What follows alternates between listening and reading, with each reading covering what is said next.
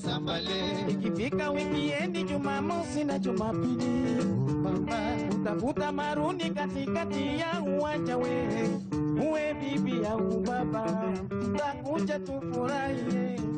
Kweli kweli bwana, kweli kweli bwana, Kweli bwana, tunaijoy na maruni. maruni baba. Kweli bwana, tunaijoy na maruni. Wanamuziki wa taratibu watakucheza ni rahisi. Wanamuziki watakucheza ni rahisi.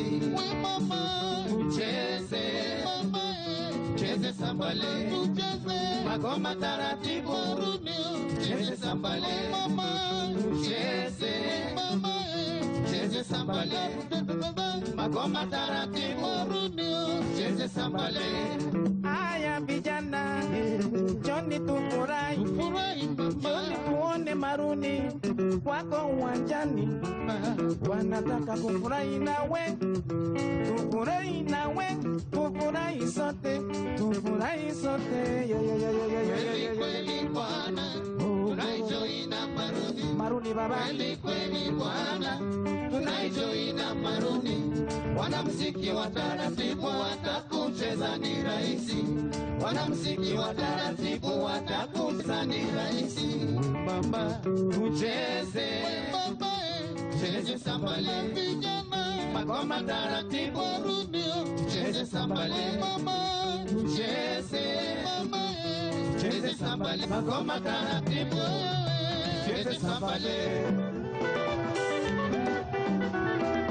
Sambale. Sambale. Sambale.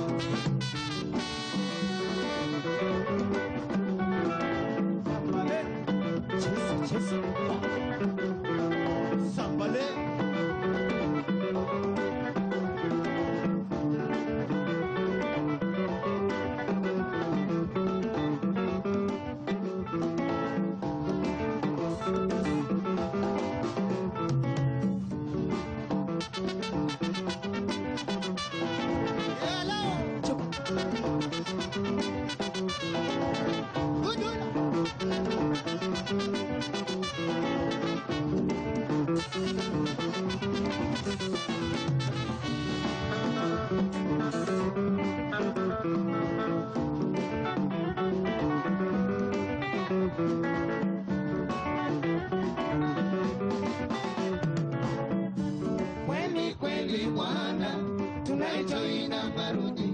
Kweli kweli bwana, tunaijoy na maruni. Wanamuziki wa taratibu watakucheza ni rahisi. Wanamuziki wa taratibu watakucheza ni rahisi. we mama, Tucheze, mama, tucheze sambale. tucheze Magoma taratibu, maruni. tucheze sambale. Mama, Tucheze, mama, tucheze sambale. Magoma taratibu, tucheze sambale.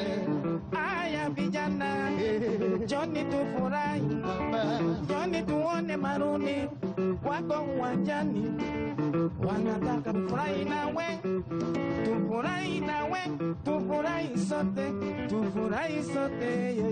Kweli kweli bwana, tunaijoy na maruni. Maruni baba. Kweli kweli bwana, tunaijoy na maruni. Wanamuziki wa taratibu watakucheza ni rahisi. Taratibu watakucheza ni rahisi. Tucheze, cheze sambale. Magoma taratibu, cheze sambale.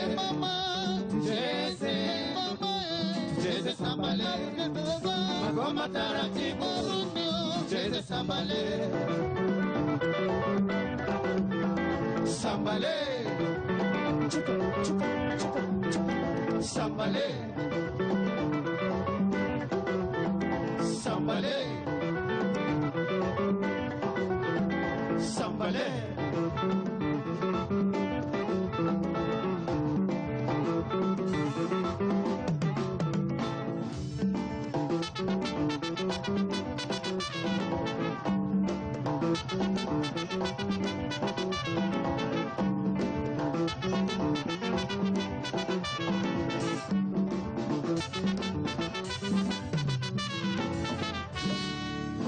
Ana Maroon, wapi makofi ya Maroon Commandos? Kumbuka kwamba hawa ni mashujaa wetu, ni bendi ambayo anzishwa miaka ya zamani na marehemu Senior Sergeant Abel Kifoto. Walituletea nyimbo mbalimbali kama zile wanavyoendelea kutuchezea hivi sasa, mmoja wapo ikiwa Charonye ni Wasi. Kwa sasa bendi hii ipo chini yake Waratosetu Kombo Mwakibibi, wakiwa na wenzao, bendi ya kikosi cha 7 cha jeshi letu la nchi kavu. Basi kwaya, State House Choir, naomba kuwakumbusha kwamba wakati tutakuwa bendi yetu itakwenda cheza wimbo wa taifa pamoja na wimbo wa Jumuiya ya Afrika Mashariki, tunaomba kuimba pamoja nao. Na pia wanafunzi wale mko mbele yetu, basi tusaidiane kuimba wimbo wetu wa taifa na hali kadhalika wimbo wa Jumuiya ya Afrika Mashariki. Tunamshukuru Mwenyezi Mungu kutujalia hali ya hewa safi kama vile tunavyoshuhudia, kwani kuanzia juzi kumekuwa na mvua nyingi sana hapa Mombasa, lakini Mwenyezi Mungu ametujalia hali ya hewa nzuri ili tupate kusherehekea siku ya mashujaa. Tutarudi tena kwa Maroon Commandos waendelee kutupatia burudani. Charonye ni Wasi, Maroon.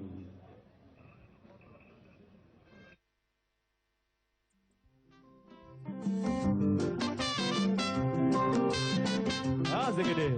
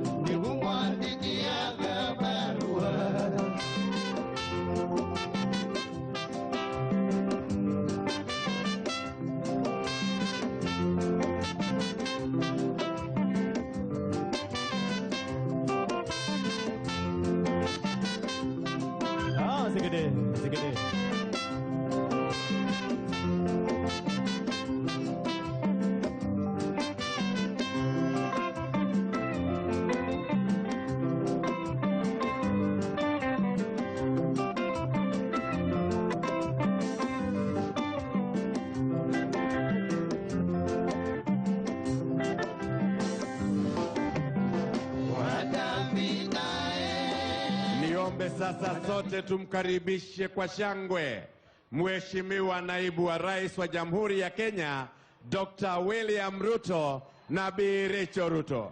Karibu sana, Your Excellency the Deputy President and Your Excellency Miss Ruto. Karibu sana. Asante.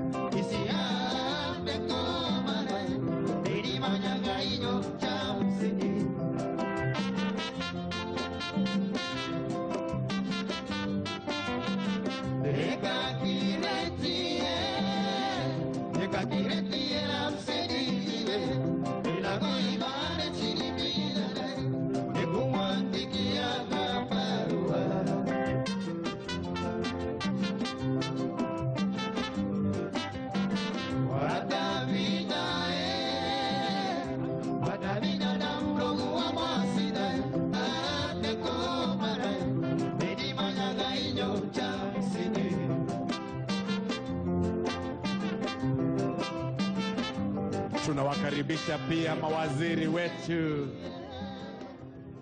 Tunawakaribisha pia mawaziri wetu. Karibuni sana.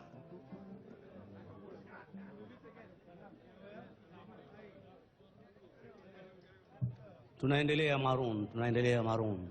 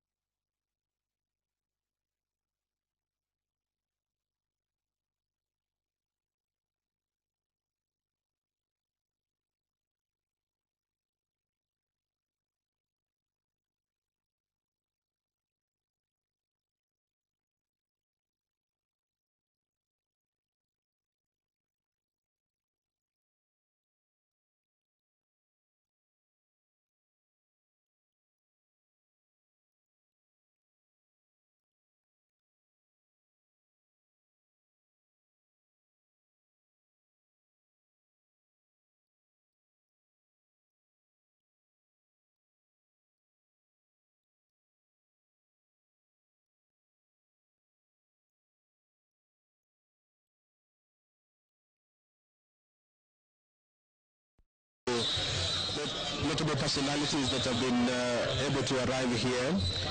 The Defense Cabinet Secretary, Dr.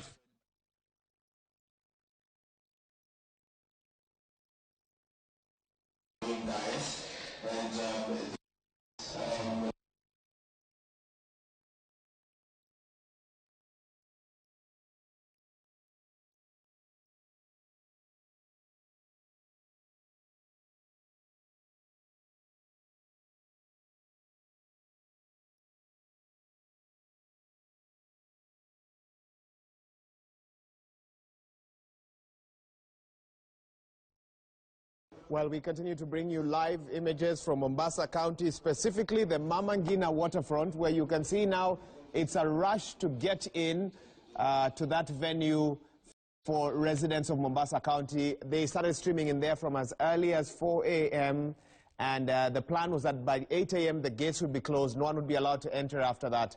But as you can see, still there are mass of humanity as residents there, and maybe from other neighboring counties, really wanting to be here to get a front row seat as the president holds the 9th Mashujaa Day celebrations here at the Mama Ngina waterfront. And of course, this being the 56th, if you add Kenyatta Day as well, which also used to take place on October the 20th before the promulgation of the new constitution. Now, Mashujaa Day is a day to collectively honor all those who contributed towards the struggle for Kenya's independence, plus those who've also positively contributed in the post-independence era.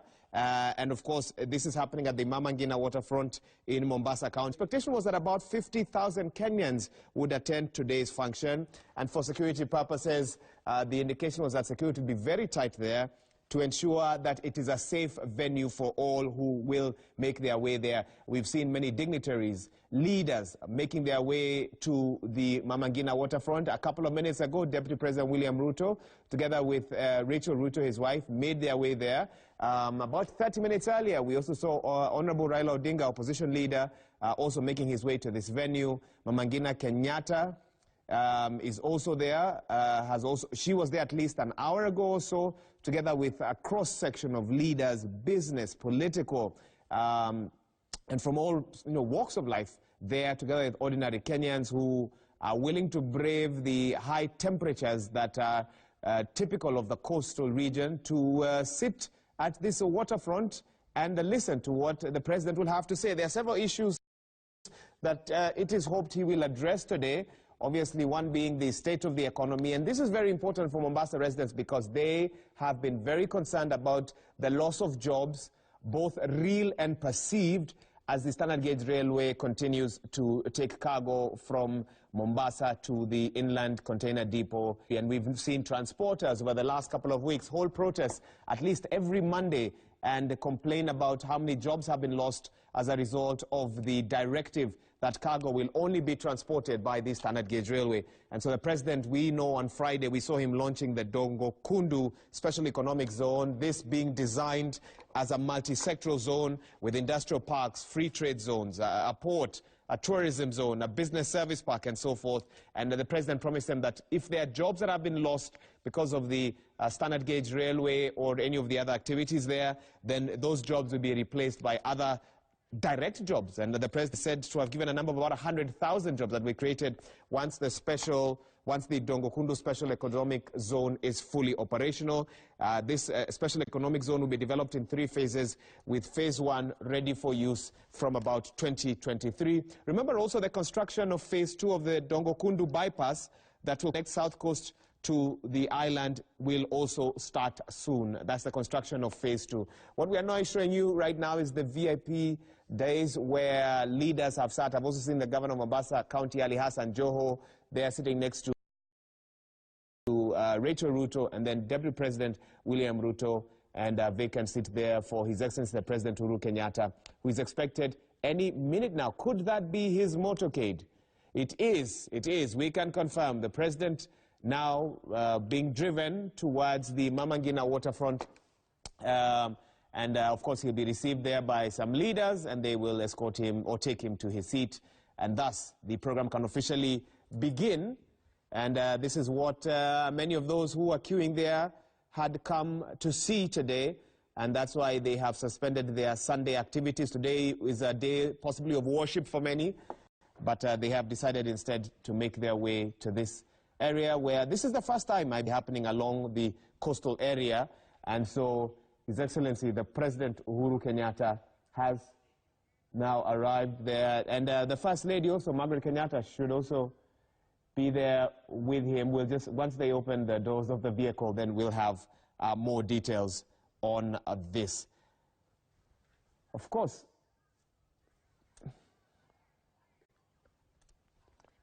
all right, so in terms of the program, I've just got in my hands on the program here. The state motorcade was supposed to arrive there.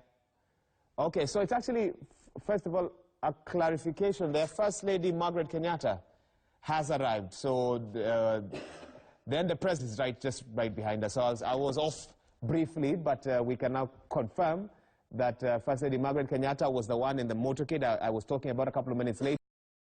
But this grand display, I must say, is of His Excellency Kenyatta, flanked by outriders, and in that specially modified Land Rover,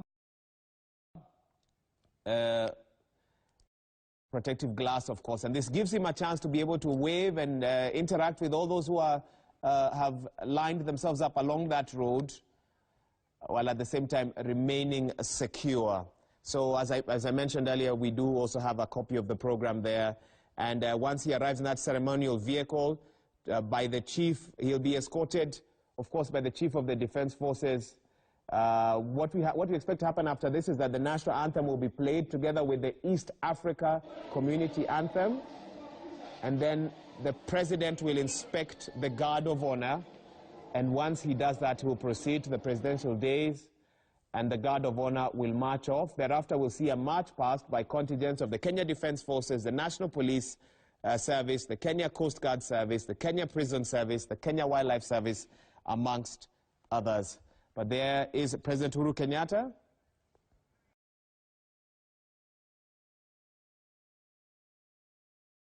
And you can see his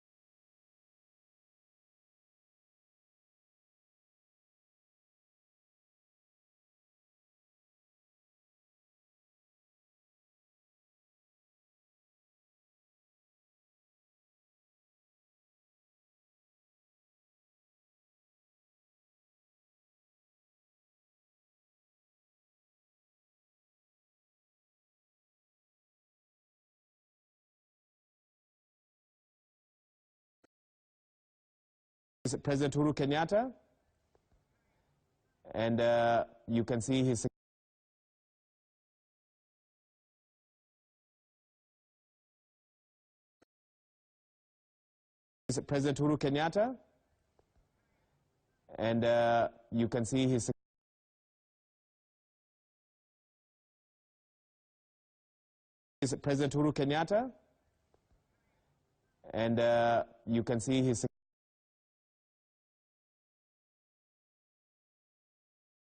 President Uhuru Kenyatta.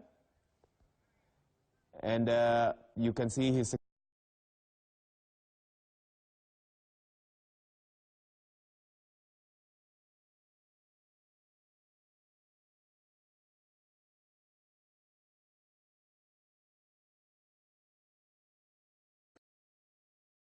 President Uhuru Kenyatta. And you can see his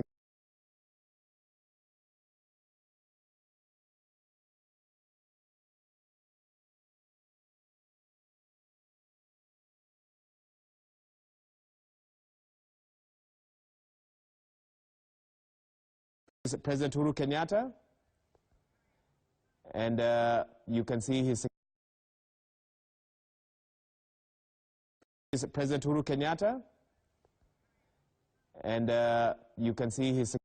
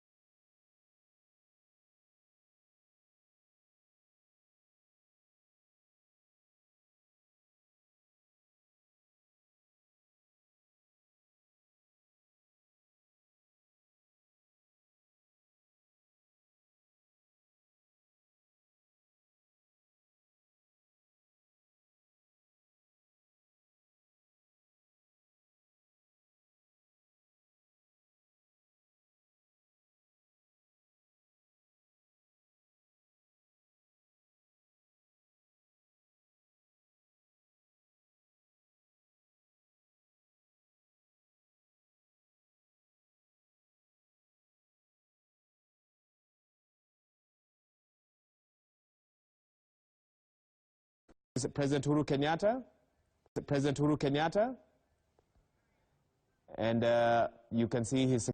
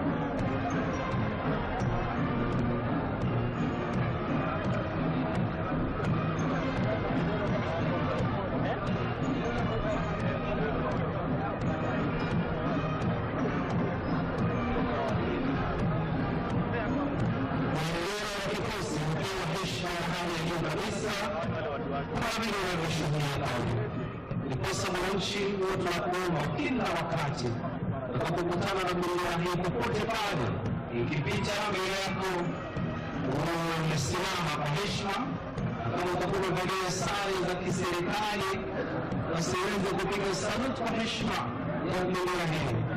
Asanteni.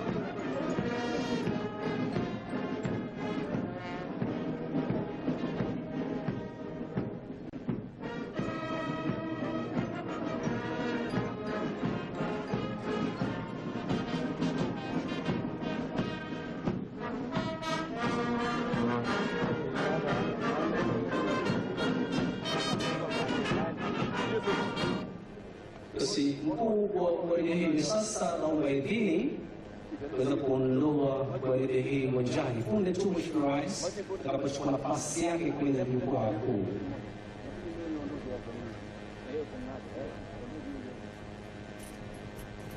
Ameshapewa idhini hiyo.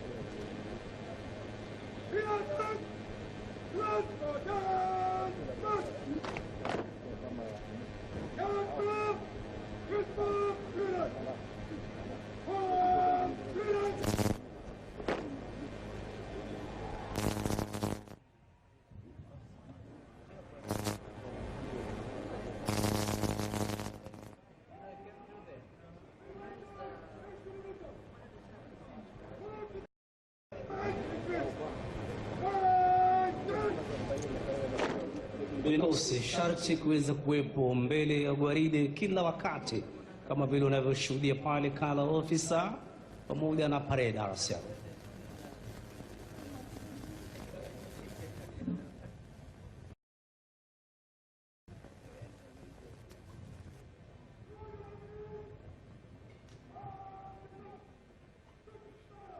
Wanaondoka sasa katika misururu mitatu. To your duties. Baada ya gwaride kufana kabisa, wanajeshi wetu hawa wanaenda kujiunga na wenzao kuendelea kuimarisha usalama wa taifa letu, kuhakikisha fuo zetu za bahari ziko salama, kadhalika mipaka yetu na anga letu.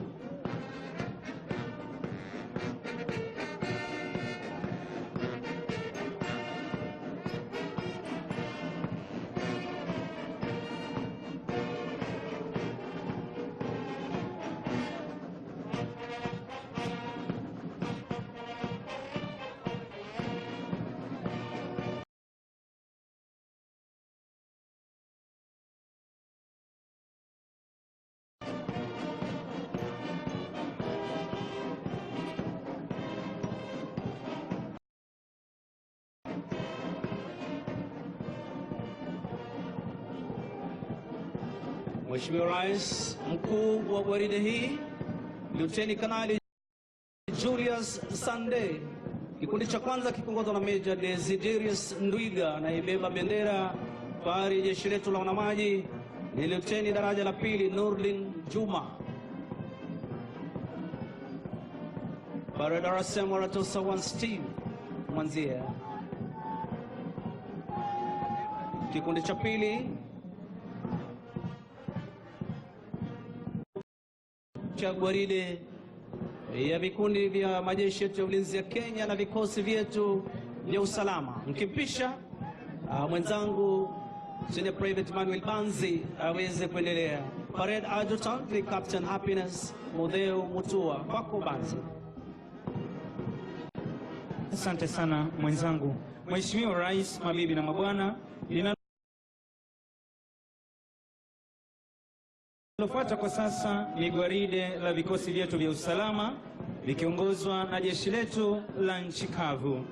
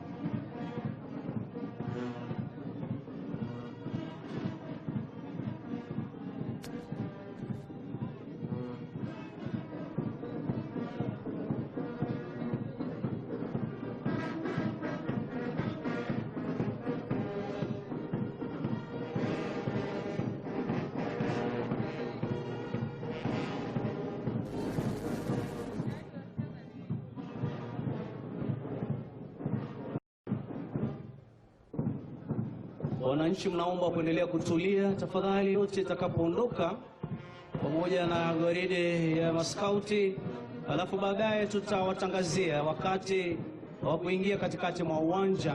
Asanteni.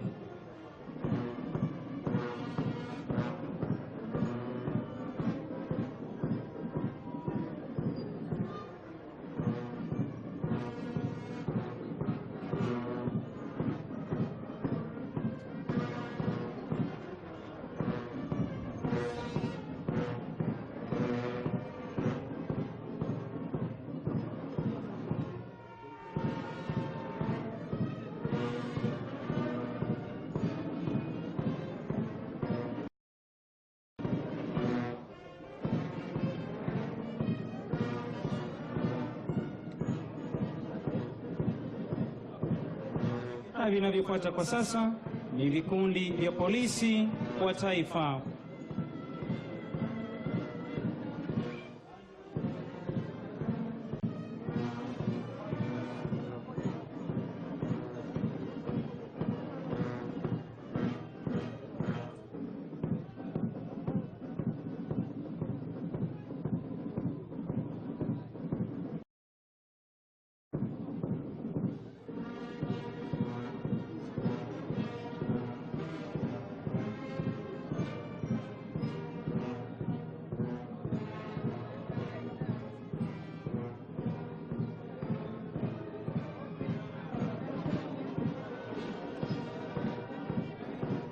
Na vinavyofuata kwa sasa ni vikundi vya GSU.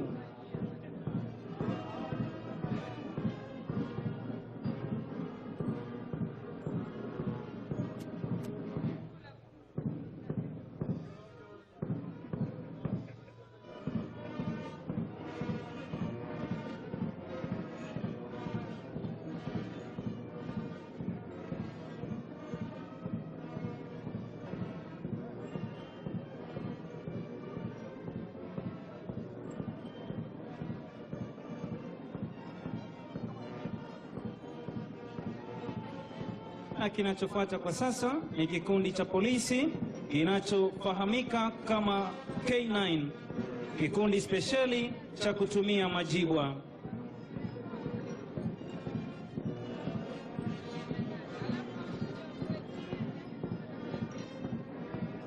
Na vinavyofuata kwa sasa ni vikundi vya askari wa utawala.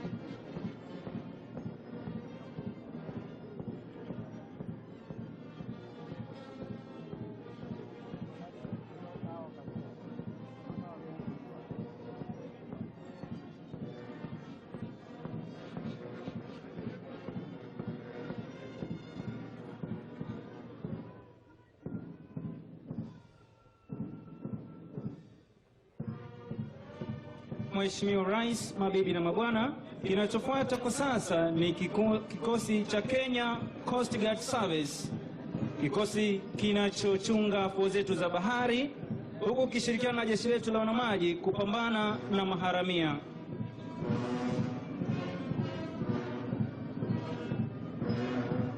Na vinavyofuata kwa sasa ni vikundi vya askari wa magereza.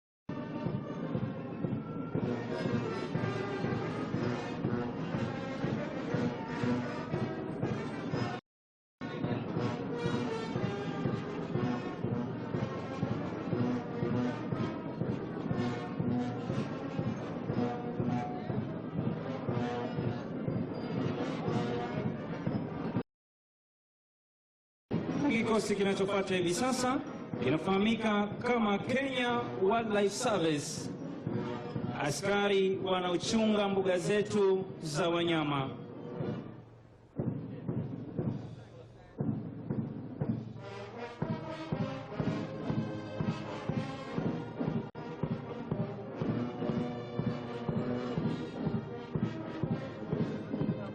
Na kikosi kinachofuata hivi sasa kinajulikana kama Kenya Forest Service, askari wanaochunga misitu yetu na kuhifadhi mazingira.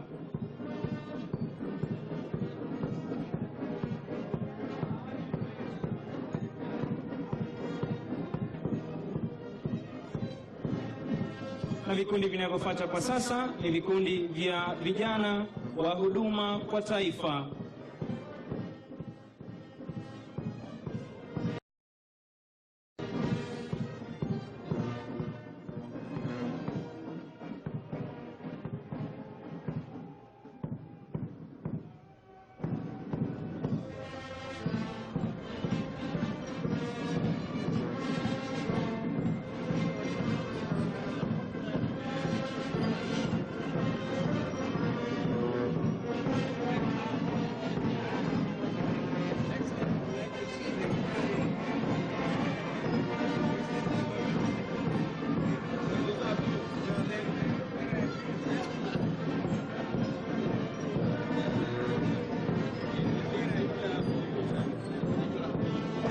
Itakumbukwa kwamba vijana hawa wa huduma kwa taifa huhusishwa kwenye shughuli mbalimbali za ujenzi wa taifa, kupambana na majanga mbalimbali, huku wakifaidi masomo na mafunzo ya taaluma mbalimbali.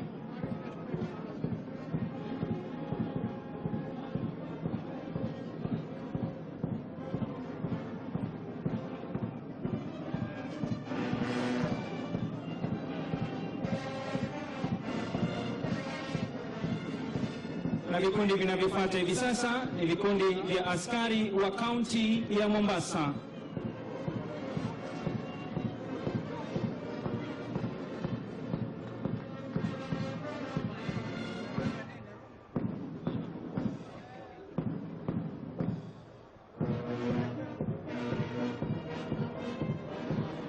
Mheshimiwa Rais, mabibi na mabwana, wanaotufungia gwaride letu la vikosi vya usalama ni kikundi kinachokama Coast kama Mombasa County Fire Brigade, wakiwa kwenye mavazi yao rasmi ya kupambana na janga la moto. Na kwa sasa tutarudisha kwake mwenzangu Warrant Officer 2 Gibson Mwandawiro akaweze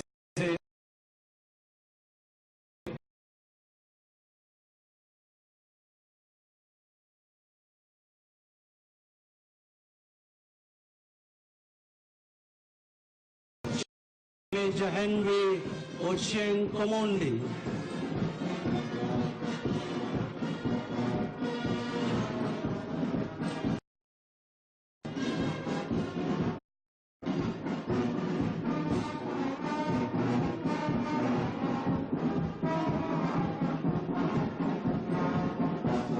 Mheshimiwa Rais, hivi sasa tafuata tamasha za manuari zetu za jeshi letu la wanamaji, alafu kisha baadaye uweze kufuata tamasha za ndege. Ningependa kuwatahadharisha wananchi ya kwamba kutakuwa na mlio mzito sana wa mizinga kutoka kwa manuari zetu za jeshi letu la wanamaji. Kwa hivyo msiwe na wasiwasi, kwani sauti hiyo kali haitaweza kumdhuru mtu yoyote. Hiyo ni kwa heshima ya rais wetu wa Jamhuri ya Kenya na amiri jeshi mkuu wa majeshi yote ya ulinzi ya Kenya. Kwa mengi zaidi kuhusiana na manuari zetu na mashua ni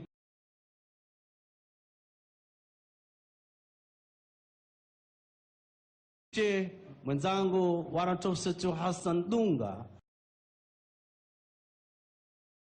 kuendelea. Bendi zetu Mheshimiwa Rais, chini yake Major Henry Ochieng Komondi.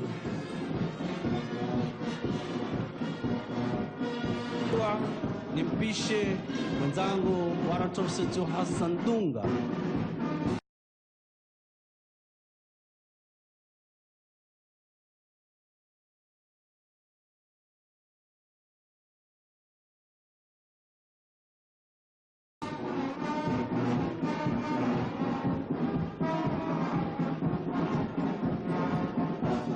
Mheshimiwa Rais, hivi sasa tafuata tamasha za manuari zetu za jeshi letu la wanamaji, alafu kisha baadaye uweze kufuata tamasha za ndege.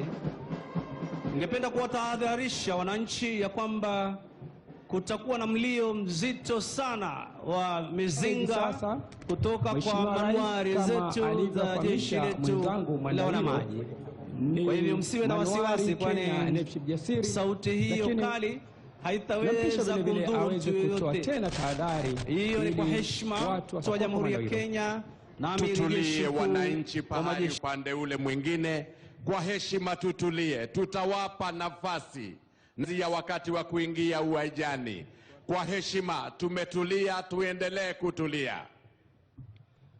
Asante sana Peter Wanjohi. Wananchi tutulie tafadhali kama vile mlivyofahamishwa, na kwa heshima tusimame tafadhali kwa ajili ya mizinga 21 kwa heshima ya rais wetu na amiri jeshi mkuu wa majeshi yote ya ulinzi ya Kenya. Tuwe watulivu tafadhali. Naam, asante sana mwenzangu Mandawiro. Mheshimiwa Rais, manuari ambayo itapita mbele yako hivi punde, ambao ndio itakayopiga mizinga 21, inajulikana kama Kenya Navship Jasiri. Afisa mkuu katika manuari hii, Luteni Kanali Collins Owino, anasaidiana na Major Oscar Omahe. Nahodha ama coxswain ni Warrant Officer 1 Adan Musa. Manuari hii iliwasili hapa nchini na kuanza shughuli zake za baharini mwaka 2012. Inaenda mwendo wa kasi baharini 28 knots. 28 knots ni sawa na kilomita 51 kwa jisaji moja. Angalia jinsi ya ujasiri wake, inapiga mizinga ile bila kuyumba wala kulala yombo. Inapiga mizinga mirefu, mizinga kutisha bila kutingisika. Kenya Navship Jasiri.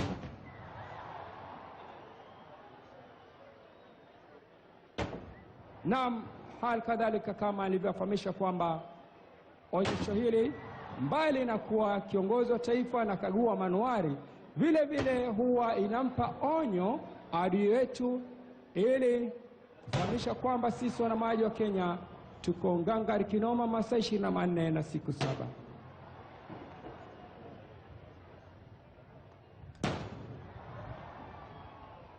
Naam, angalia, inazidi kujithibiti, haitetemeki, haiyumbi wala hailaliombo, mbali na mizinga mikali ambayo inerusha manuari Kenya Navship Jasiri.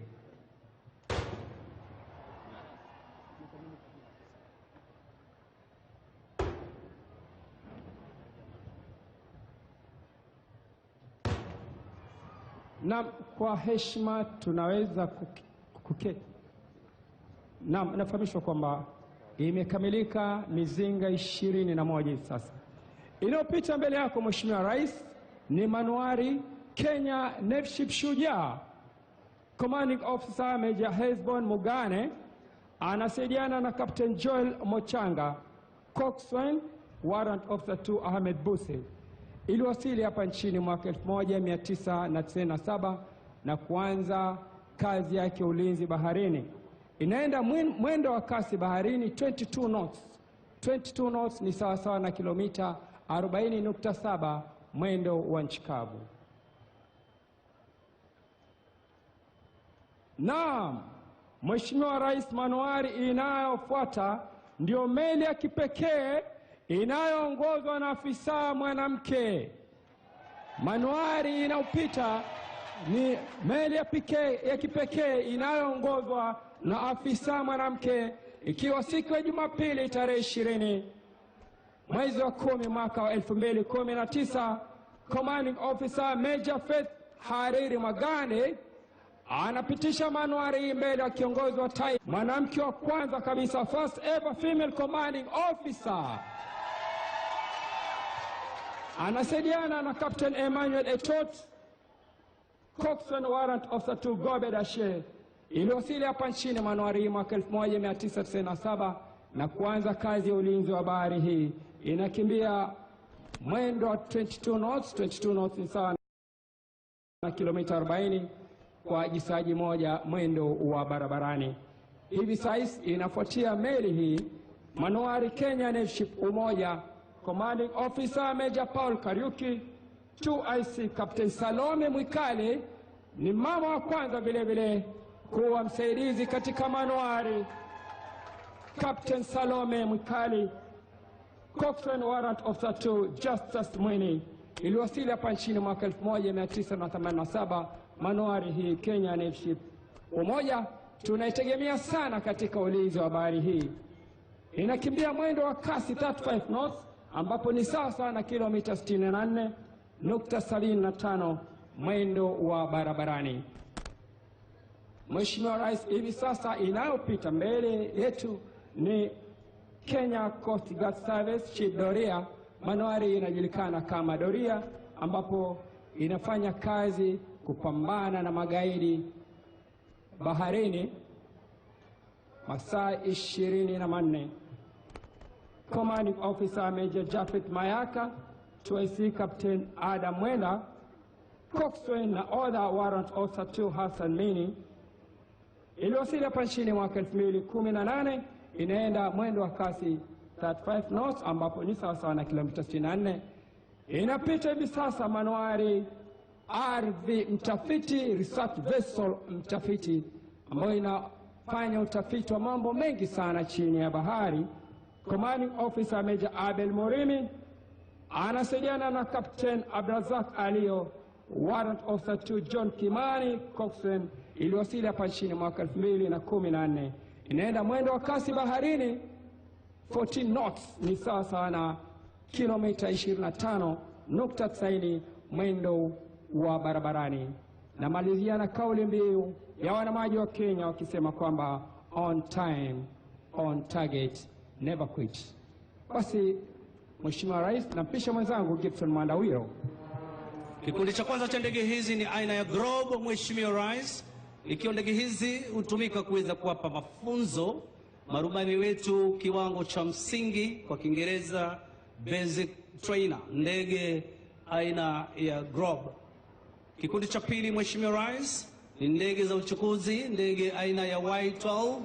Hizi zikiwa zinatumika kuwasafirisha wanajeshi wetu kutoka sehemu moja hadi nyingine, na hali kadhalika abiria mashuhuri, zikiwa miguu yao kila wakati ipo nje, ndege aina ya Y12.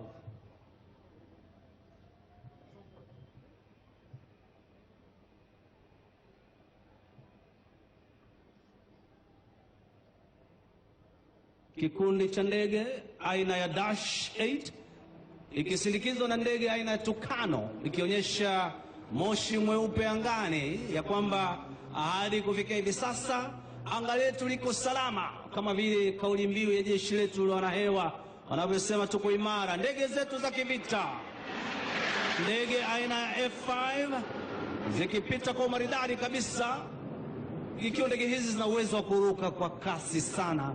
Lakini siku ya leo kwa ajili ya sherehe hizi basi zinapita kwa utaratibu.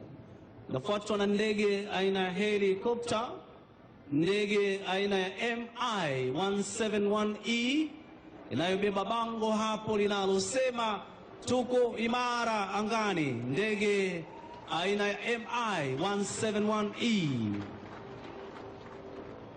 Ndege iliyo na uwezo wa kutua mahali popote, hasa kusafirisha wanajeshi wetu na hali kadhalika abiria mashuhuri. Nafuatwa hivi sasa, Mheshimiwa Rais, na ndege aina ya UWI, ikiwa ndege hizi pia inaweza kuwasafirisha wanajeshi wetu na hali kadhalika pia zinatumika kwa mashambulizi. Ndege aina ya UWI ikipita kwa utaratibu kabisa, ikifuatwa na ndege aina ya Fennec, ikiwa hizi ni ndege za mashambulizi zilizo na uwezo wa kukimbia kwa kasi sana na hali kadhalika kuruka kwa chini zaidi kima cha miti. Ndege aina ya Fennec inafuatwa na ndege aina ya Cobra, Mheshimiwa Rais. Ndege hizi ukiweza kutazama sura yao inatisha.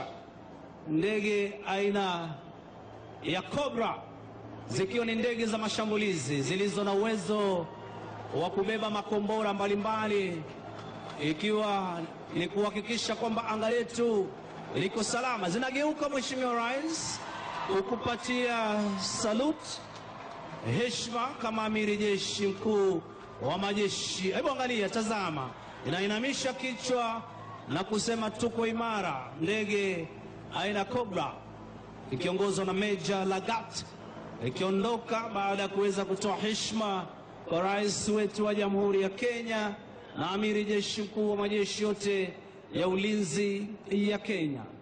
Na pia ndege hizi zina uwezo wa kutua popote pale.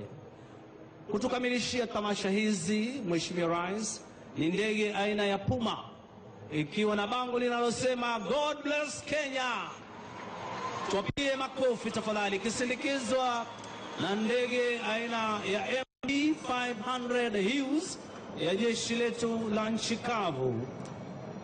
Basi huo ndio utakaokuwa mwisho wa tamasha zote za kijeshi kwa pamoja, nikiwashukuru wote ambao waliweza kufanikisha gwaride na hali kadhalika tamasha zote kwa ujumla, ikiwa ni pamoja na mashua na meli na manuari na hali kadhalika ndege zetu. Kisha hivi sasa mwenzangu Sara Mauti aweze kuendelea na gwaride ya maskauti Girl Guides. Kwako Sara Mauti. Shukran za dhati na karibuni nyote katika kipindi hiki ambacho ni cha pili, kipindi cha mwisho cha gwaride letu. Ni kipindi ambacho kina mkusanyiko wa wanaskauti, wana Girl Guides na wana St. John's Ambulance. Mheshimiwa Rais, ni shukrani za dhati kwao na kwa Mama Taifa kwa kuwa waelekezi bora kwa wanaskauti hawa ambao wako zaidi ya milioni 2 kote nchini. Kwa leo tutakuwa na wawakilishi wa wanaskauti kutoka ndani ya jimbo hili. Karibuni wanaskauti wetu.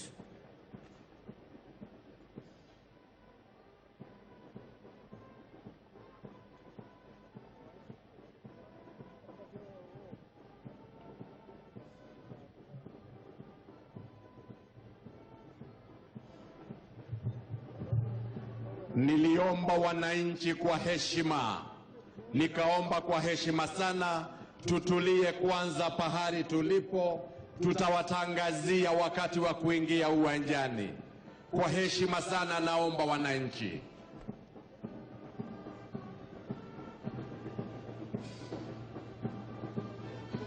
Mheshimiwa Rais,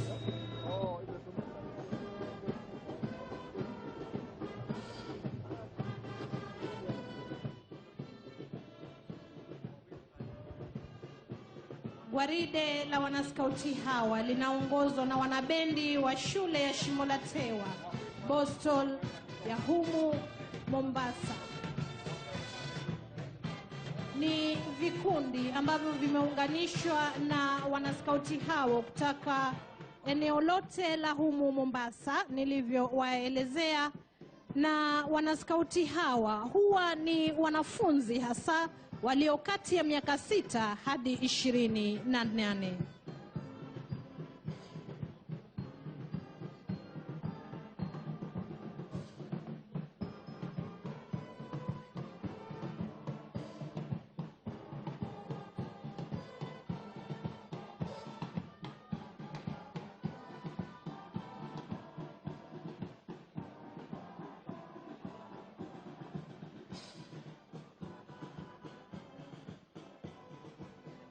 Wakiwa wamevalia sare zao za wanaskauti, rangi ya skafu zao za manjano inaonyesha wako katika kikundi cha sungura.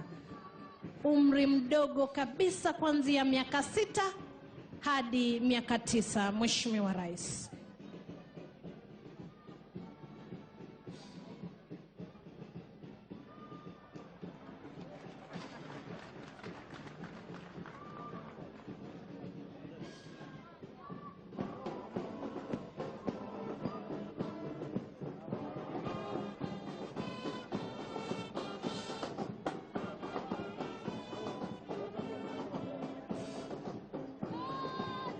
Kwa umaridadi vile vile, Mheshimiwa Rais, waliovalia skafu za green ni wale ambao wako katika kikundi cha wanachipukizi.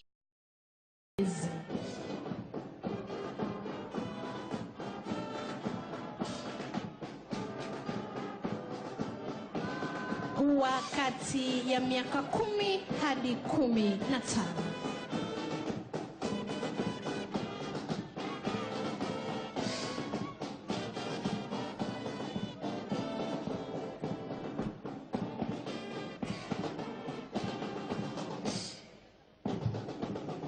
Wanafuatwa na wanamwamba ambao hufahamika ama kutambulika tu kutokana na skafu zao za rangi ya maroon.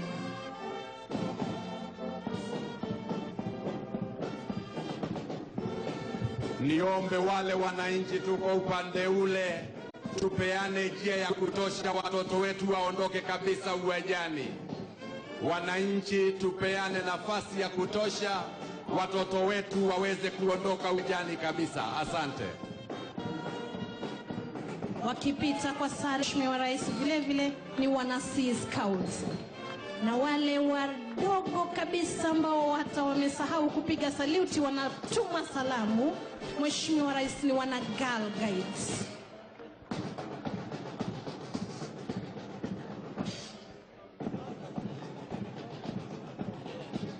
Utofauti wa sare zao unaashiria yale majukumu ambayo wanapokezwa wanapopewa mafunzo yao. Ni wanadada ambao hufunzwa jinsi ya kuishi katika jamii yetu na vile vile kuwajibika katika kukua kwao.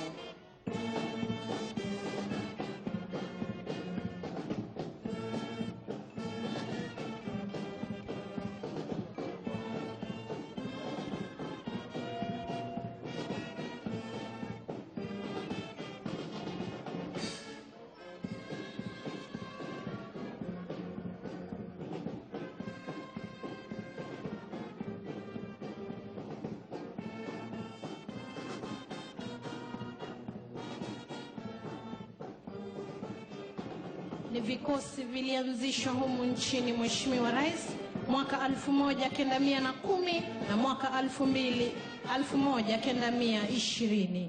Wakipita kwa sare nyeusi Mheshimiwa Rais ni wana St. John's Ambulance. Itakumbukwa kwamba hili ni shirika la kibinafsi ambalo hushughulika sana na mengi, hasa ya kujali maslahi ya wananchi kwa kupeana huduma za dharura, sio kwa usafirishaji wa kutumia magari almaarufu ambulance, bali pia hata kupokeza huduma za kwanza almaarufu first aid.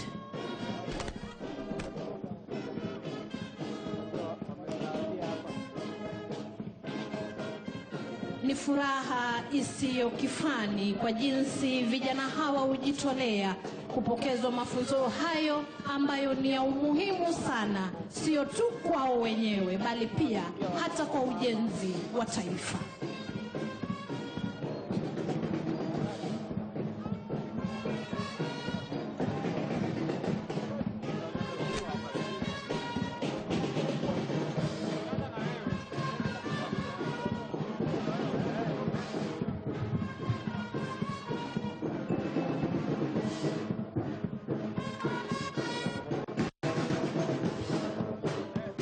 Bendi yetu ilikuwa ni bendi ya shule ya Shimo la Tewa Mheshimiwa Rais, ya wanafunzi wa Boston humu mjini Mombasa. Asante.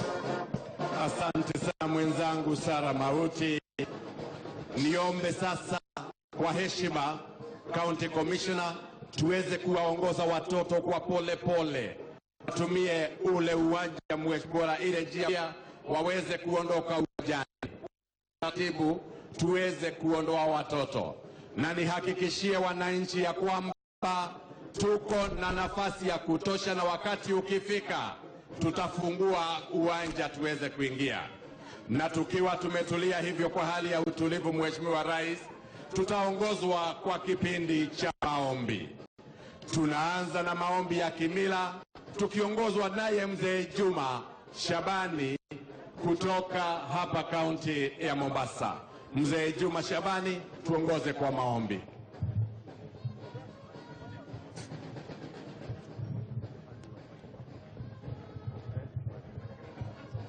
Asante bendi yetu, tuache sasa. Tutulie bendi yetu tuweze kuomba.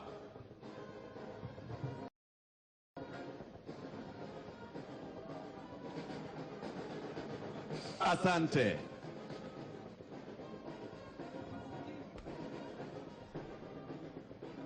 Kiongozi wa bendi, asante.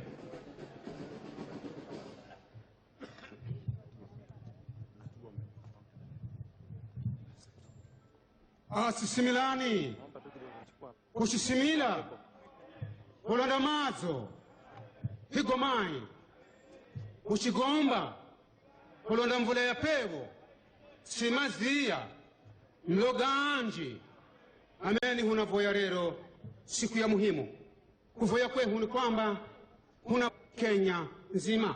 Mwenyezi Mungu ainusuru, aive nguvu, awe uwezo anansi ya Kenya kurinda haki yao. Hunavoya mlungu rero muhimu mshofikamana.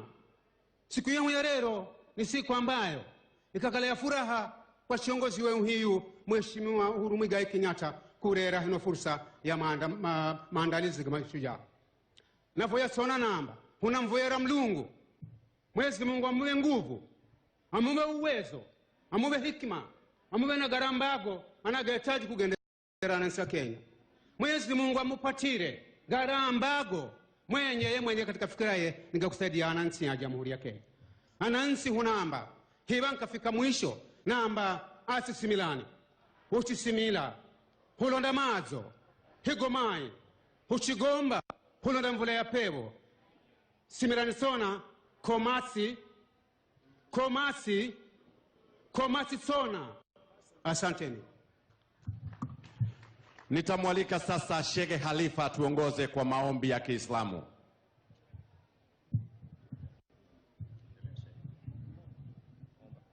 أعوذ بالله من الشيطان الرجيم. بسم الله الرحمن الرحيم. اللهم أنت الغني ونحن الفقراء. اللهم أنت القوي ونحن الضعفاء. ارحمنا برحمتك التي وسعت كل شيء.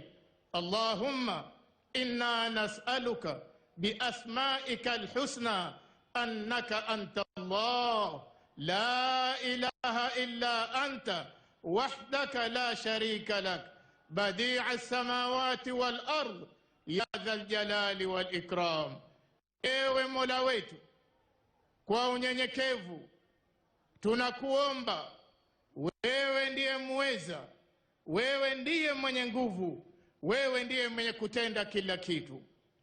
Libariki taifa letu la Kenya, utupe amani, utupe mapenzi, utupe na umoja. Leo tukiadhimisha siku ya Mashujaa Day, tunakuomba ya Allah, Rais wetu Uhuru Muigai Kenyatta, deputy wake, mawaziri, wakubwa wa usalama, waendesha mashtaka na viongozi wote, bunge la taifa na bunge la seneti na mabunge yaliyomo katika kaunti, ya Rabbi, wape hikma, wape busara, wape amani, uwape na afya, waiongoze nchi hii ya Kenya katika njia ya amani na usalama na upendo. Ya Allah, tumekumbwa na janga la kansa. Ya Rabbi, waona maradhi yanavyotusumbua. Wamuona mama wa taifa Margaret Amba Kenyatta kwa juhudi anazozifanya kupambana na maradhi ya kansa. Tunakuomba mpe nguvu na hikma zaidi aweze kuendeleza lengo lake la kupambana na maradhi haya ya kansa. Ewe Mwenyezi Mungu, tunakuomba vijana wetu wanaokwenda katika mitihani darasa la 8 na kidato cha 4, wape utulivu, wakumbuke yote walioyasoma na wape busara, wapite katika mitihani yao kesho mbele ya uhai wao, waweze kujisaidia wao na kusaidia taifa letu la Kenya. Ewe Mwenyezi Mungu, ibariki nchi yetu kwa mvua ambayo kwamba italeta mazao, italeta nyasi kwa wanyama na kuleta afya bora kwa Wakenya wote. Ya Allah, dua hii yetu tunayokuomba ni kwa dhati. Kila ajaye na shari waijua yake siri, ivunde yake dhamiri, asiweze kusimama. Tulinde na janga la wafisadi walioharibu taifa la Kenya. Mpe nguvu rais kupambana na wafisadi, umpe nguvu kupambana na madawa ya kulevya, na umpe nguvu kulilinda taifa hili la Kenya, yeye na askari wake wote. Amin. Na sasa Askofu Mkuu Martin Kevuvo wa Jimbo Kuu la Mombasa Kanisa Katoliki atatufungia kurasa ya maombi. Askofu Mkuu. Twasali kwa jina la Baba na la Mwana na la Roho Mtakatifu. Amina. Mungu Baba Mwenyezi, twakusanyika sehemu hii yetu ya pwani siku ya leo tukiwa watu wa tabaka mbalimbali, tukiwa viongozi, tukiwa wananchi, tukiwa watu wazima na watoto, huku tukikushukuru kwa wengi waliojitolea maisha yao wakasifika, na kusifika kwao katuletea heshima. Kuna walinda usalama ambao umewapa nguvu ya kulinda nchi yetu.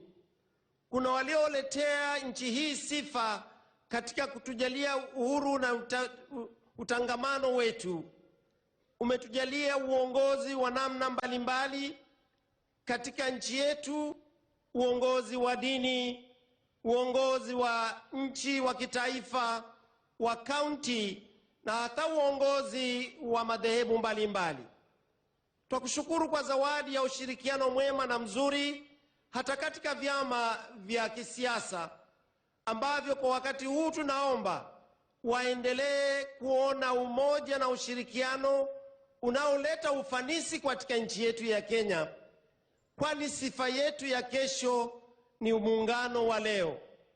Bariki wale wote ambao kwa njia moja au nyingine wamepotea yao wakitetea nchi yetu, tukianzia na wale wa kwanza waliotuletea uhuru, wale walioumia katika maumau na zama hizo za kupigania uhuru wetu, mpaka wa sasa wanaotuletea sifa na utukufu kwa sababu ya mambo ya maendeleo na mambo ya kuletea ufanisi katika hali ya michezo, na watu wanaotetea haki za wenzao.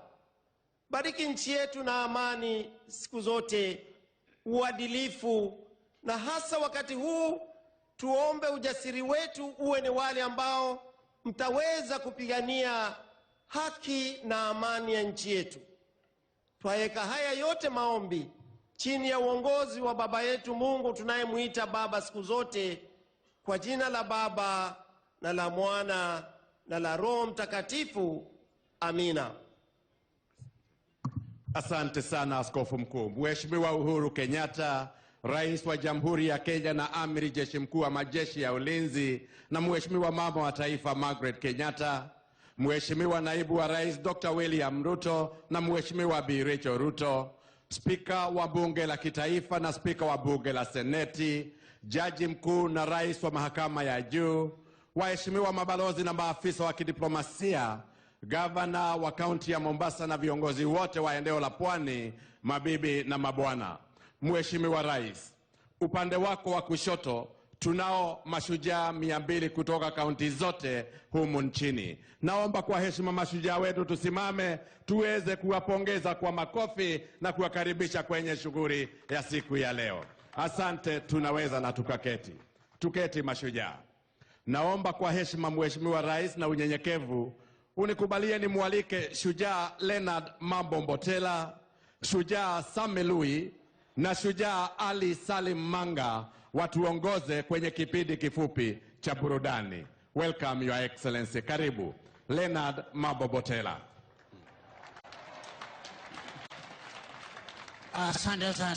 Asante sana wananchi wenzangu tulio hapa leo. Mheshimiwa Rais, shukrani za dhati kwako. Kwa niaba ya kamati ya andalizi ya sherehe za kitaifa, mimi Leonard Mambo Mbotela na wenzangu hapa Samelui na Ali Salim Manga tuna furaha kubwa isiyo na kifani kukuandalia burudani murwa, burudani fupi tu la siku hii muhimu ambapo tunawasherehekea mashujaa wetu. Asante sana Mheshimiwa Rais. Sasa nampisha usukani mwenzangu Sami Lui. Shukran Leonard Mambo. Kauli mbiu ya sherehe yetu mwaka huu, nchi yangu, jukumu langu, mimi ni shujaa. Na kwa kutufungulia kipindi cha burudani siku ya leo, tunawaalika wacheza ngoma za kitamaduni kutoka kaunti za eneo la Pwani. Siku ya leo wanatuletea mfululizo wa ngoma, ngoma ya uruwasi ya jamii ya Wataveta, ngoma ya gozi kutoka jamii ya Wagiriama, ngoma ya kitoko na ile ya Mwaribe ya jamii ya Wapokomo, ngoma ya Sengenya na ngoma ya Gonda ya jamii ya Mijikenda, na ngoma ya Mwazindika na pia ngoma ya Jini kutoka kwa jamii ya Wataita. Na kwa kweli nchi yangu, jukumu langu, mimi kama Sami Lui ni shujaa. Namkaribisha mwenzangu Ali Salim Manga, mtangazaji mashuhuri pia shupavu wa hapo awali. Karibu Mheshimiwa Rais. Kikundi cha kwanza ambacho tunakaribisha kwa hivi sasa ni ngoma ya uruwasi ya jamii ya Wataveta. Karibuni.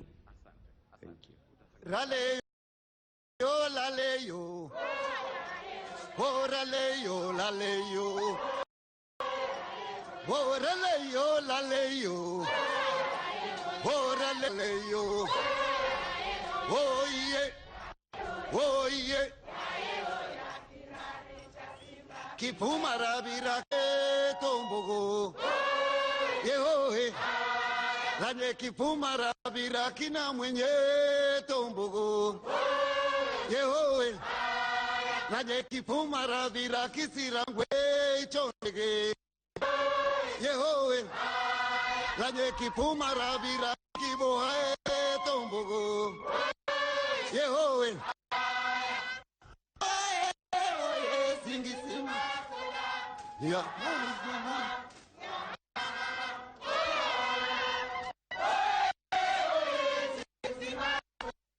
Yeah. Kanunga wangwe, kanunga leo, kanunga ndege, kanunga leo, kanunga ndege, kanunga wangwe, kanunga leo, karaki, wamalo wakale, wamalo wakale, wamalo keja, wamalo.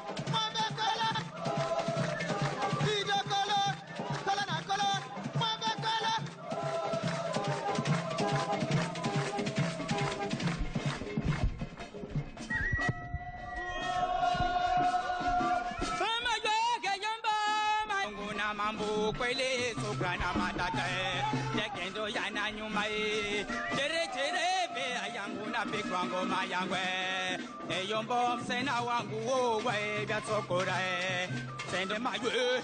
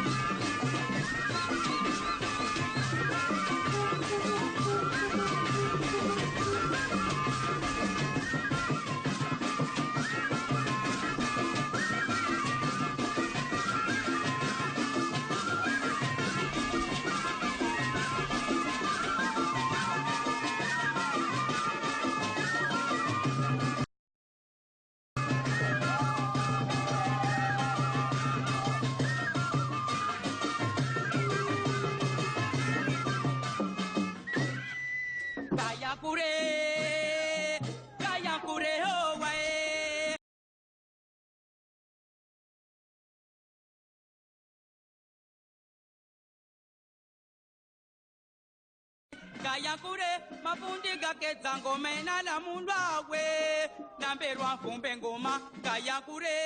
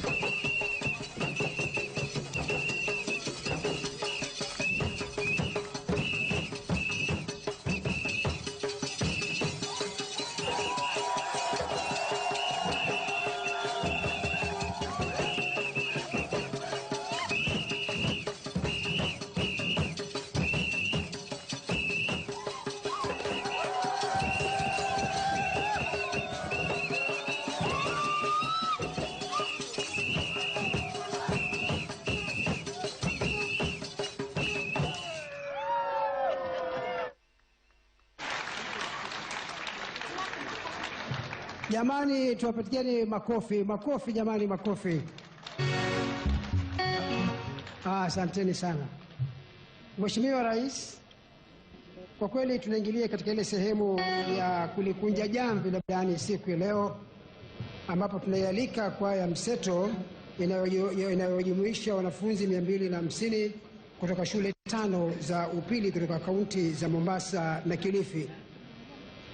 Mheshimiwa Rais, kwaya hii inajumuisha wasichana wa shule ya upili ya Mama Ngina Mombasa, shule ya wasichana ya St. Teresa, shule ya wasichana ya Sheikh Abdullah, shule ya upili ya The Star of the Sea na shule ya upili ya Sacred Heart.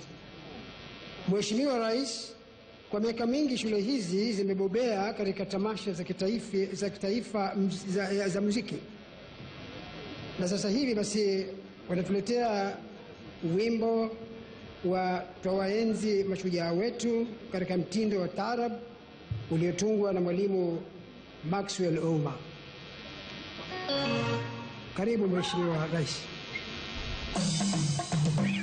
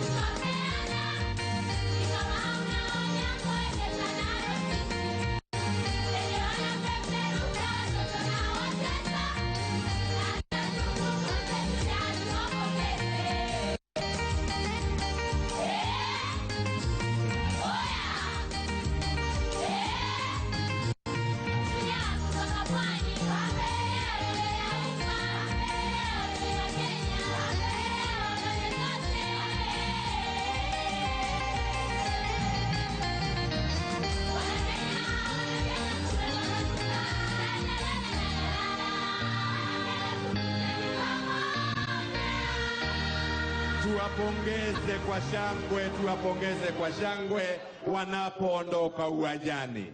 Ni sasa vijana wa huduma kwa taifa tuweze kuwaelekeza wanafunzi wachukue pahari yao uwanjani. Vijana kwa huduma wa taifa, wananchi tubaki tumesimama pahari, tutawaongoza vile tutafanya.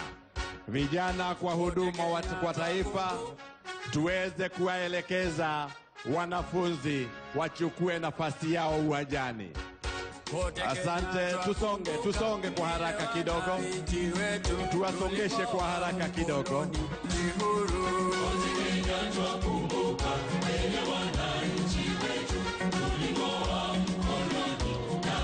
Watoto tusonge mbele, watoto peke yao. Wazazi tukubalie watoto wetu kwanza. Watoto kwa haraka kidogo, watoto. Walimu, we guide our children faster, please. Tunaendelea mbele, pembe zote nchini Kenya, wazalendo wafurahi, Kenya ina. Asante kwa utaratibu. Na watoto wakifika waweze kuchukua viti vyao waketi.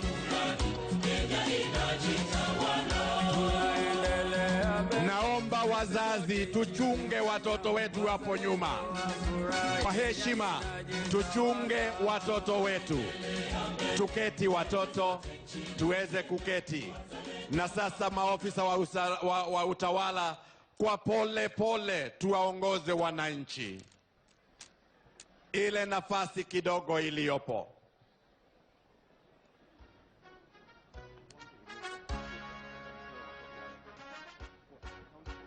Wote Kenya twakumbuka vile wananchi wetu tuling'oa mkoloni na tukawaita. Kwa utaratibu na tuchunge watoto wetu. Tuweke laini katikati yetu na watoto. Kenya yetu jamhuri. Asante kwa utaratibu. Watu wa pwani, watu wa Kenya, watu watulivu, tuwachunge watoto wetu na tuje kwa mpangilio vile tuliweza kukubaliana. Tunaendelea mbele. Yule amebeba kiti kwa heshima, weka chini. Tuweze kukalia hicho kiti badala ya kujibeba kwa kichwa. Tuongoze wananchi nyuma, upande wa nyuma karibu na ufuo wa bahari. Tuongoze wananchi pole pole kwa utaratibu. Kenya inajitawala.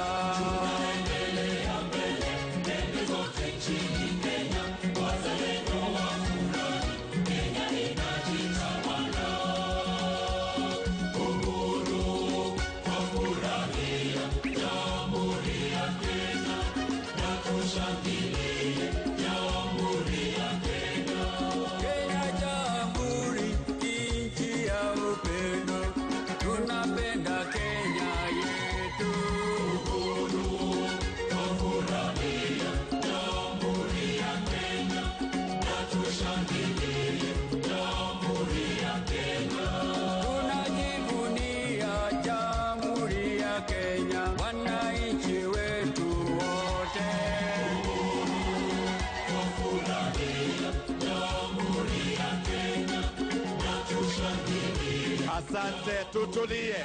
Wananchi walio na viti sote tuketi. Sote tuweze kuketi, tuweze kuendelea. Hapa mbele katikati kwa heshima, turudi nyuma tupe watoto wetu nafasi kidogo. Niwaombe sana wananchi. Na waomba sana kwa heshima wananchi walio hapa katikati, tukubali kuongozwa na maofisa wetu wa usalama, tuweze kusonga nyuma ili watoto wetu wawe na nafasi pia.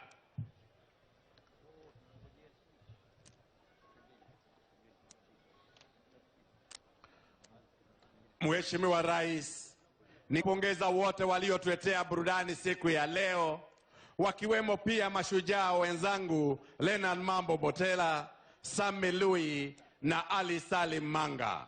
Na kwa hakika nchi yangu langu mimi pia ni shujaa.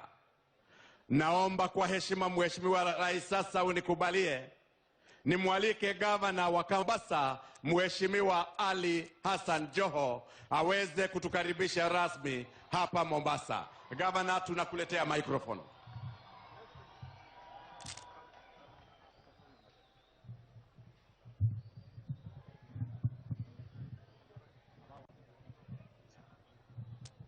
Your Excellency, the President of the Republic of Kenya, Mheshimiwa Uhuru Muigai Kenyatta,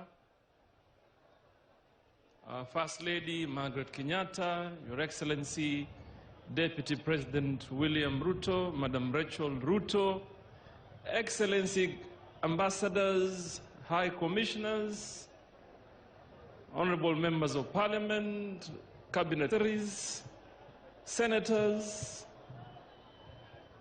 distinguished ladies and gentlemen, allow me first of all to formally say Karibuni Mombasa, or welcome to Mombasa. And also on behalf of the people of Mombasa, appreciate this good gesture that the national government has shown to us. We do not take it for granted that you chose Mombasa to be the host of this very important celebration. We want to appreciate na tuseme ni funzo hiyo tumejifunza what unity can do for all of us as a country. So nitambue hapa magavana walioko, nikianza na gavana jirani, Governor, my brother Amason Jeffa Kingi, simama pale ulipo watu wakuone. Governor Salim Mvurya, Governor wa Kwale, Governor Dhadho Godana, Governor wa Tana River County,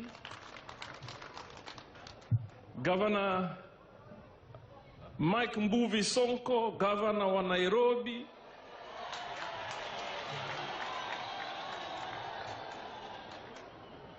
Senator wangu wa Mombasa, Senator Faki, and finally, Mheshimiwa Stephen Kalonzo Musyoka, and finally my party leader Raila Amolo Odinga, yuko hapa.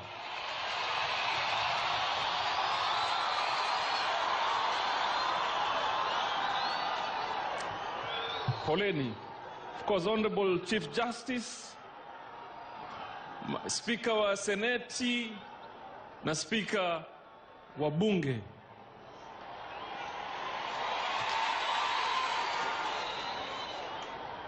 Na shujaa wa karne hii wa kukimbia Eliud Kipchoge yuko hapa pia.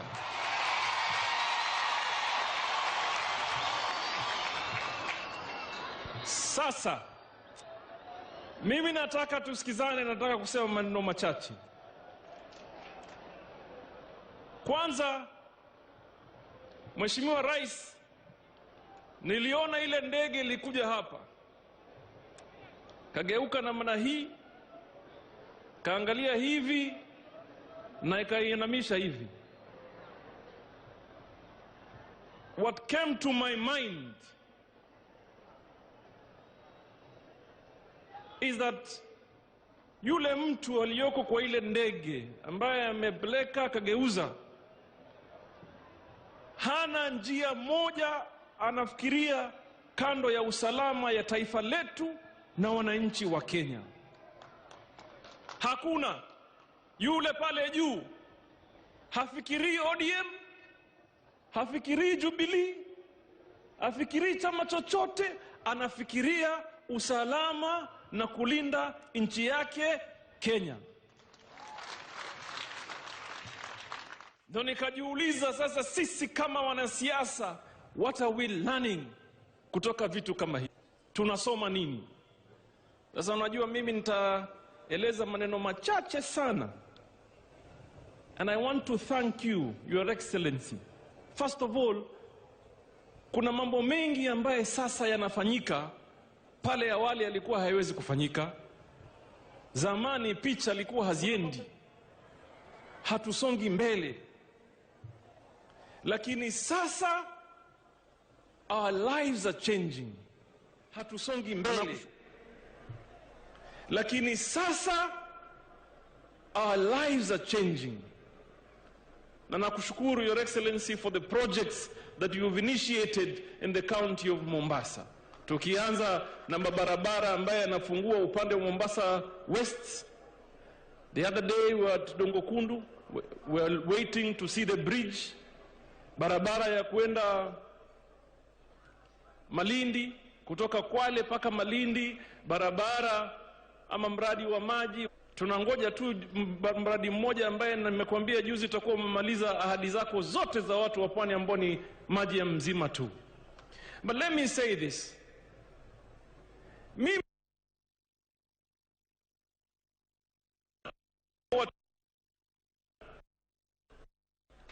My party, I was one of the people ambaye aliniuliza ushauri mambo ya handshake. Na kama hamuelewi, kuna watu ambao ni wagozigozi sana katika upande wetu. Hawajui amani, hawataki amani, hawataki umoja, wanataka siasa throughout the year. Tunao katika chama cha ODM wako. Let us call a spade a spade. Na obviously kuna wale waliruka wakimwambia Mheshimiwa Raila Amolo Odinga, there is no way you are going to unite with Mheshimiwa Uhuru Kenyatta. Wako katika misururi yetu. Lakini mimi na kuna wengine wale wanafuata amri tu. Nilikuwa katika mazungumzo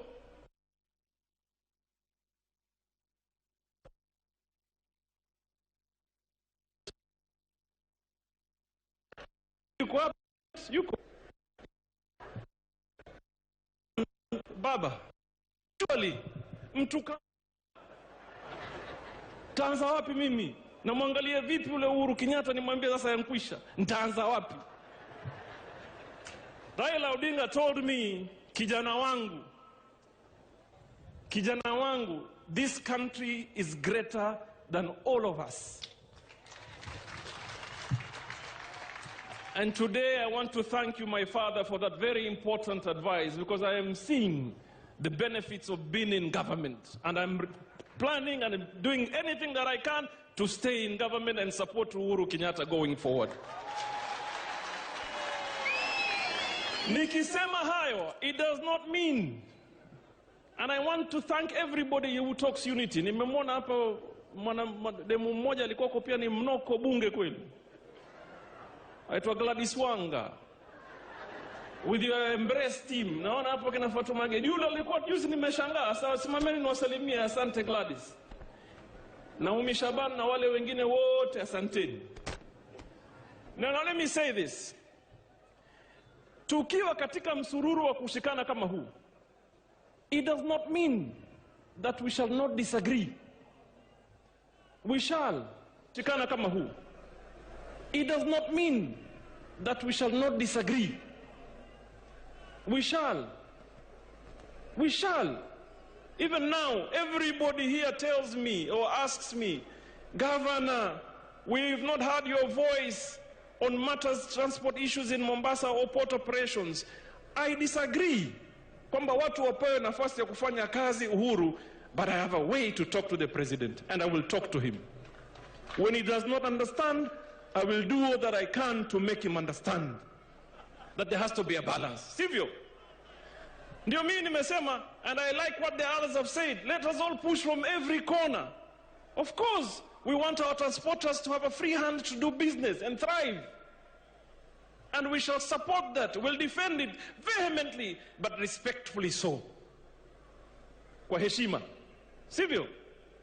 Ili, at the end of the day, all of us as leaders, we have one purpose: to serve the interest of the mwananchi kwa njia yoyote ambayo tunaweza. So Your Excellency, mimi nakwambia shida haziishi, lakini ile maneno ya zamani hakuna, haturudi huko.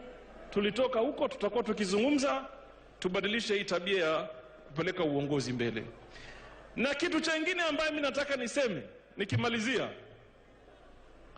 mungeacha wananchi wa settle kidogo, wakae wanavyotaka, wasimame wanavyotaka, hawana shida. Kitu chengine mimi nataka niseme, kwa sababu tunataka tuone taifa ambayo imeshikana. Tunataka tuone taifa ambayo imeshikana. Wewe waache kutisha wananchi wewe. Na mwavuli wako usijui mtoa wapi mwavuli.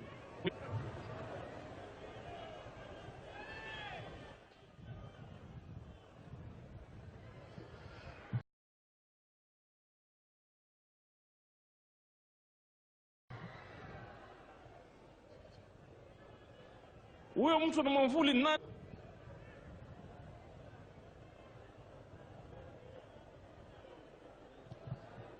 Haya, tuendelee. So Mheshimiwa Rais, I want to say this. Eliud Kipchoge ni shujaa because he ran and represented the country kule kwingine njia yake ya kukimbia. Leonard Mambo Mbotela ni shujaa because he sacrificed and committed, akaleta ushujaa wa kutangaza na kuunganisha Wakenya. Yesterday I said Mama Kayai ni shujaa kivyake because even if Mama Kayai did not do what they did with others, up to today we'll be watching Bel Air, Fresh Prince of Bel Air and Sanford and Son, ambaye tungekuwa hatuna mila. So watoto wetu pale, so we appreciate. Lakini sasa nataka niongee na huku. Tushaongea na huku, sasa tuongee na huku ndio kwenye shida sisi. I am looking at our faces here na nasema lau ingekuwa sisi ndio hayati Mzee Kenyatta, Jaramogi, hii kwa hii sidhani hata tungekuwa na uhuru pale. Because here we are so divided hapa juu hapa kwa viongozi. We are so divided and nobody seems to understand why. So myself this morning, leo ingekuwa ati Hassan Joho ndio yapigania uhuru, William Ruto, Salimu Mvurya, Mike Sonko na hao wengine na shida zetu na Adan Duale, pengine paka leo tusingekuwa na uhuru. Sasa ule anaenda retirement sasa mtaja na paka leo. Because of what? Tunakosa kusacrifice ubinafsi ili tusonge mbele. So Your Excellency, mimi sitaki kusema sana, nataka niseme asante kwa kuja Mombasa, na tutaendelea kufanya kazi na serikali ya kitaifa na hao watoto wana nini kidogo tuchanganya.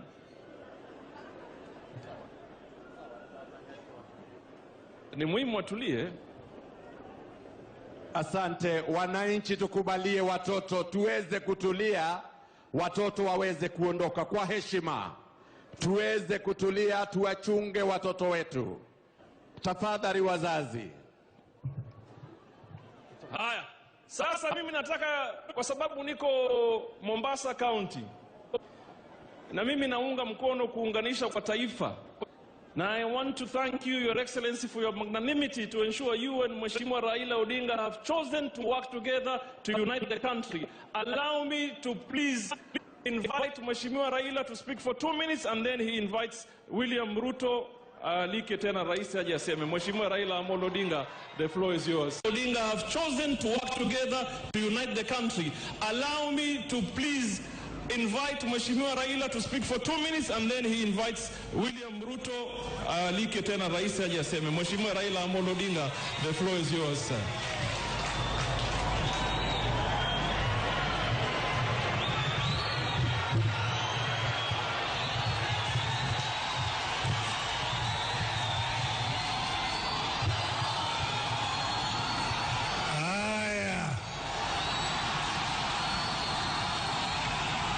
Vijana hoye!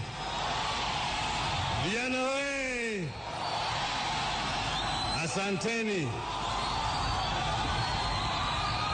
Mimi Mheshimiwa Rais wa Jamhuri wa Kenya,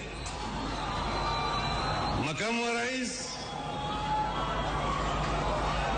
Mama Margaret Kenyatta, viongozi wote ambao wamefika hapa na wananchi kwa jumla, hamjambo? Hamjambo tena. Tumekuja Mombasa kwa sherehe ya Mashujaa. Juzi tulikuwa hapa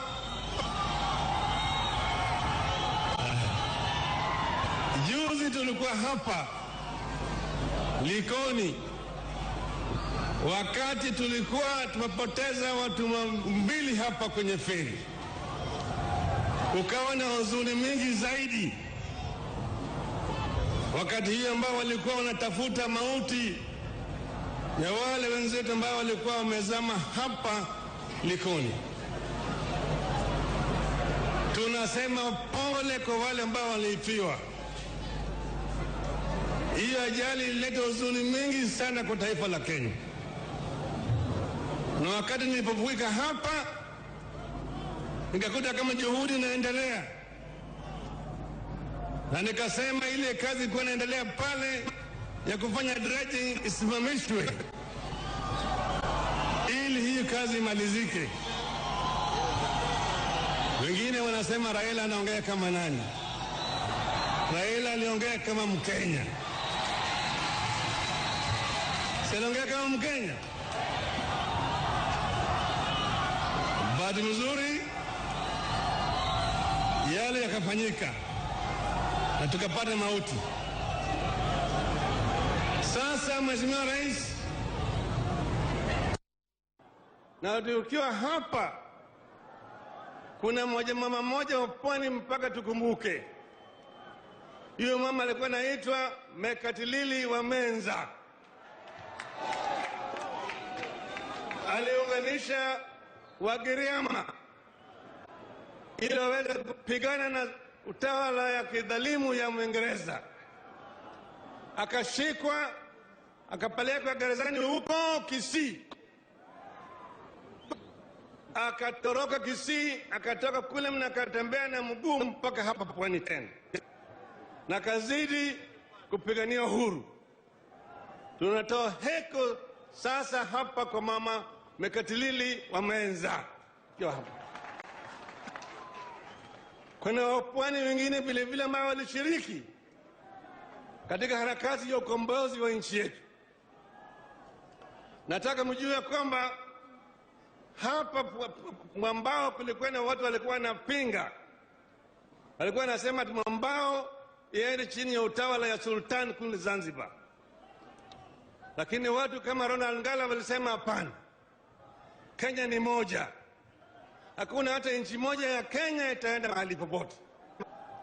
Wakasema kutoka Vanga mpaka Mandera, kutoka Kiunga mpaka Toriti, hiyo yote ni Jamhuri ya Kenya. Na wakapigania mpaka uhuru ukapatikana katika taifa letu. Tunawakumbuka wale wote washujaa ambao walisimama imara. Sasa Rais, mkiwa hapa siku ya leo, najua kuna ugumu sana kiuchumi hapa. Tunajua. Na tunasema wakati umewadia ya kufanya restructuring and expansion ya uchumi, ili wale ambao wameathirika kwa mabadiliko ambayo yamekuja hapa waweze kupata afueni. Hiyo tunataka ifanyike. Mwisho Rais, tuko hapa naitwa Mvita. Mvita ni hii kisiwa ya Mombasa. Wakiwa hapa hii wanaongea lahaja Kiswahili inaitwa Kimvita. Ukienda Lamu wanaongea Kiamu. Ukienda Zanzibar wanaongea Kiunguja. Ukienda Tanga wanaongea Kitangati. Ukienda Kongo wanaongea Kingwana. Haya yote ni malahaja ya Kiswahili. Kuna hadithi ya Kiswahili ambayo inasema hadi Kiswahili ilizaliwa katika kisiwa ya Pate kule Lamu, ikalelewa huko Unguja, ikabalehe Tanzania bara, ikashika ugonjwa Kenya bara, ikakufia huko Uganda,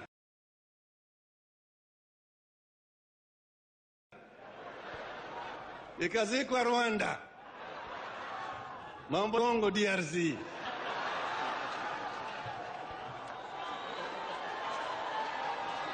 Haya yote inaonyesha ya kwamba eneo hii ya Afrika Mashariki tuko na kitu kimoja ambayo inaunga sisi pamoja. Tunataka Mheshimiwa Rais tuanze ile juhudi ambayo ilianzishwa na waanzilishi wa taifa letu ya kuunganisha nchi hizi zote, Kenya, Uganda, Tanganyika, Rwanda, Burundi, South Sudan mpaka Congo, tuwe kama shirikisho, Cerebration. Lakini kabla tujaenda pale, tuboreshe utawala katika taifa letu. Hiyo ndio maana ya handshake.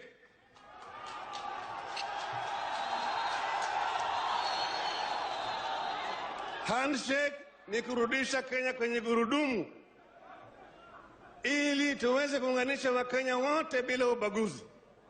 Tuache ukabila, tuache ufisadi, tuache utengamano, ili Wakenya waungane kama mandugu. Tuimarishe Ukenya kama wale wanafanya kule Tanzania. Sawa? Hiyo tunataka, na kwa sababu hiyo BBI inakuja, Building Bridges inakuja. Wangapi wanaunga mkono? Wangapi wanaunga mkono? Asanteni sana. Makamu wa Rais, karibu.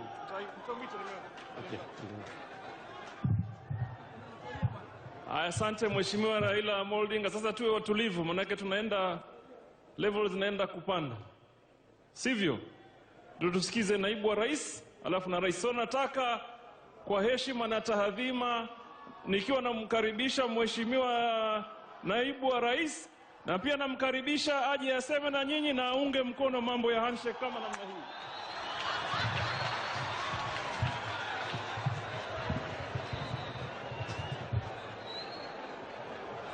Mheshimiwa Rais wa Jamhuri ya Kenya, mama wetu wa taifa, Mama Margaret Kenyatta, mama wetu, mama mwanzilishi wa taifa letu la Kenya, Mama Ngina Kenyatta, Mheshimiwa former Prime Minister Raila Odinga, Mheshimiwa former Vice President Mheshimiwa Kalonzo Musyoka, Rais wa Mahakama Mheshimiwa Maraga, waheshimiwa wote, maspika wetu, waheshimiwa mawaziri, Mheshimiwa gavana wetu wa Mombasa na magavana wengine walio hapa, ndugu wa Kenya, hamjambo? Hamjambo tena. Bwana Yesu asifiwe. Wassalamu alaikum. Mheshimiwa Rais, leo tumekuja hapa sherehe ya Mashujaa, na tumeungana sisi wote kama wananchi wa taifa la Kenya kuwaenzi, kuwashukuru na kuwasherehekea wale wote mashujaa wa taifa letu la Kenya. Wa kwanza ni wale walioongozwa na mzee Jomo Kenyatta ambao walituletea uhuru katika taifa letu la Kenya. Tunawaenzi, tunawaheshimu na sisi tunawasherehekea. Tunawasherehekea wengi ambao katika vitengo mbalimbali, wafanyabiashara, wakimbiaji, wanariadha, watangazaji na Wakenya wengi ambao ni mashujaa katika hali mbalimbali. Leo hapa Mheshimiwa Rais, tuko na Eliud Kipchoge. Uliniuliza ya kwamba wakati huyu muungwana alikuwa anakimbia ili avunje rekodi ya marathon, awe ndio mtu wa kwanza duniani kukimbia marathon chini ya masaa mawili. Uliniuliza niende pale niwakilishe taifa letu la Kenya, dunia ijue tunawatambua wanariadha wetu na yale wanafanya, sisi tunaenzi na tunasherehekea. Leo yuko hapa Mheshimiwa Rais kwa mwaliko wako wa kibinafsi ili tuweze kumsherehekea pamoja na mashujaa karibu 200 waliofika hapa siku ya leo. Na sote kama Wakenya tunawasherehekea wale wote ambao wametuweka mahali pazuri na juhudi zao zimeweka taifa letu katika hali ya watu kututambua na kutusherehekea kama Wakenya. Mheshimiwa Rais, mimi vile vile kama naibu wako rais, miaka 7 ya serikali ya Jubilee unayoiongoza, tumeona mambo mengi ambayo yamefanyika katika taifa letu la Kenya. We have seen tremendous investment in our infrastructure. We have built a brand new railway. We have built many kilometers of roads. We have connected millions to electricity. Your Excellency, you are a hero as well because you have led the great transformation of our nation. Juzi, umekuwa hapa Pwani. Umezindua barabara. Umezindua Dongo Kundu. Ulifungua juzi kutoka Nairobi kuelekea Naivasha. Mheshimiwa Rais, you have set foundation for the transformation and eventual takeoff of our nation. And I am confident that we are going to transform this nation in our lifetime when we are alive. Your Excellency, there are 2 most important things that we must deal with. We must deal with poverty and we must deal with unemployment. And Your Excellency, the framework you have set under the Big 4 plan is actually the framework that will tackle those 2 major challenges to the people of Kenya. The millions of young people who today are undergoing training on skills and competencies in our technical training colleges will form the big army of young people who will drive your Big 4 plan and our Vision 2030 agenda. And I am confident, as your deputy, that Your Excellency, we are clearly towards the transformation of this nation as we use the Big 4 to create wealth and to create jobs. I want to ask all of us to refuse to be drawn into the politics of ethnicity and hatred and division and political deceit, and stand firm behind Uhuru Kenyatta so that we can unify this country and concentrate on the transformation of Kenya. Sitaki kusema kuzidi hapo, Mheshimiwa Rais. Mimi nimefurahi na nimeona wangwana wa Mombasa wametukaribisha. Mimi nawaomba tushirikiane, tufanye kazi pamoja.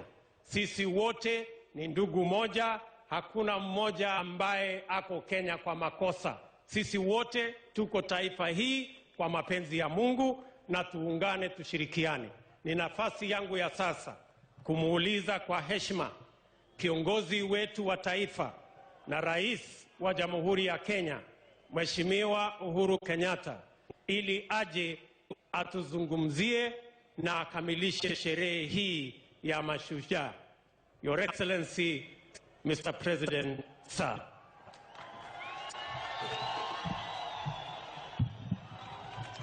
Asante sana William, nashukuru. Tuketi tafadhali. Asanteni. Asanteni sana wenzangu, viongozi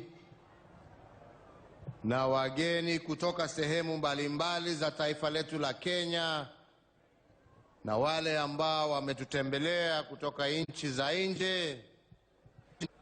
Wenzangu wananchi wa kaunti hii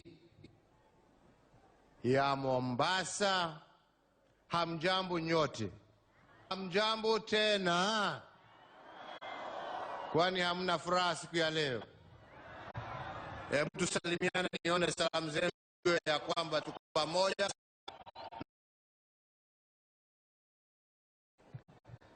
Nawaomba kwa heshima munikubali nisome maandishi yale ambaye ninayo, baadaye tutasema mengine. Fellow Kenyans, I wish to take this opportunity to thank the people of Mombasa in particular and the coast region in general for the warm welcome you have accorded me and other visitors from our country and beyond. Indeed, to foster nationhood, a few years ago, my administration made the decision to celebrate national days on a rotational basis. In this way, we were able to celebrate the diversity of the nation and show that while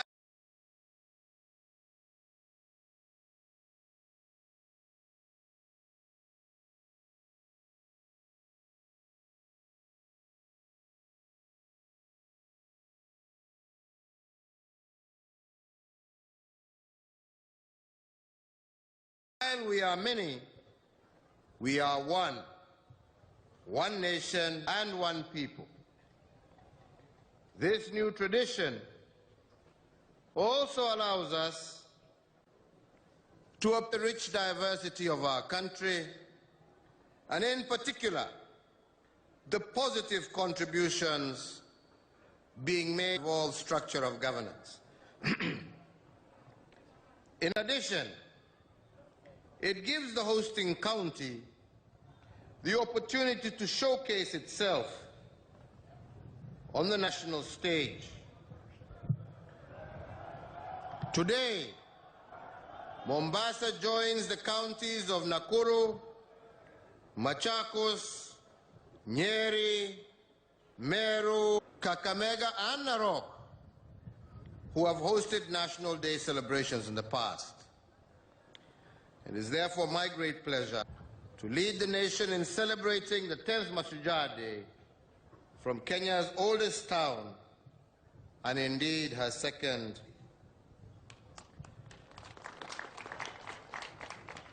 Mombasa, and indeed the entire coast region, is a good example of what our administration's commitment to the letter and spirit of devolution. Over the last 6 years, the counties of Kilifi, Kwale, Lamu, Mombasa, Taita Taveta, Tana River have cumulatively received close to Kenya shillings 190 billion from the Treasury. In addition to running county governments, these devolved funds have paid for roads, youth polytechnics, water projects, and hospitals at the local level, development projects that make a difference and better the quality of life for millions of Kenyan families. We've taken tangible steps to address the unique development needs of this region. In the 6 years, there has been more targeted and concerted focus on developing the coast region than at any other time in the history of our country.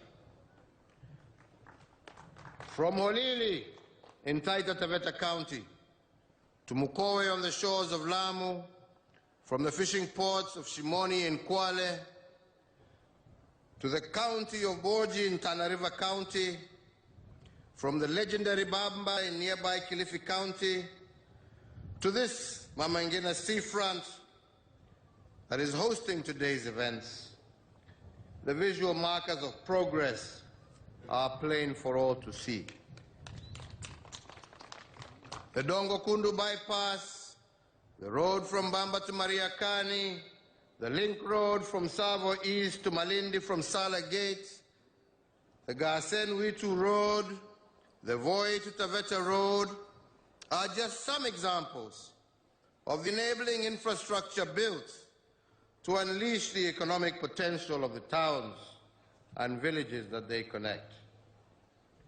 Here in Mombasa City, as the governor has said, the transformation continues to redefine the face of this county through the recently completed road projects such as Miritini Mwache Kipevu, New Container, Link Road, the Moi International Airport Access Road, the Port Reeds and Moi International Airport Access Road, while the following other projects are on the verge of completion: the Mariakani Highway and the dualling of the Magongo.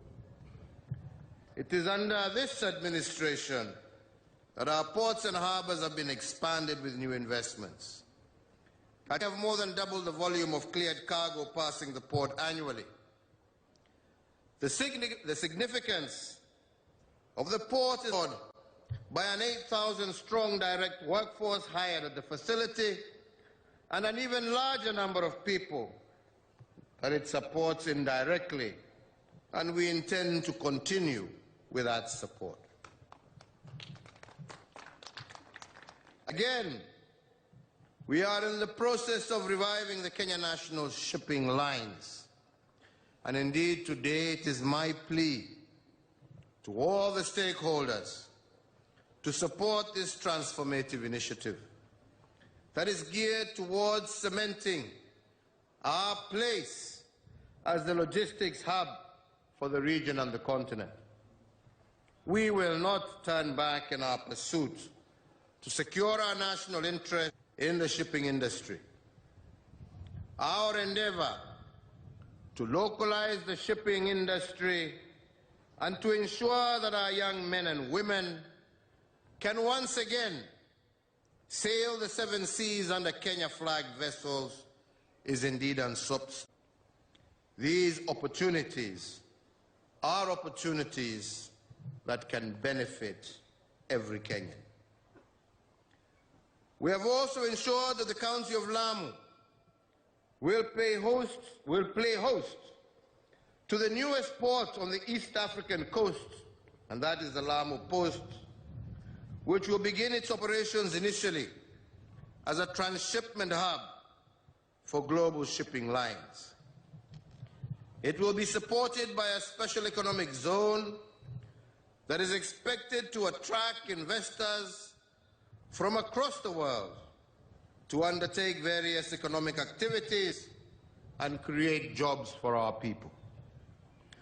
Our aspiration is to link the Lamu port to the Lamu Port, South Sudan, Ethiopia transport corridor through road infrastructure.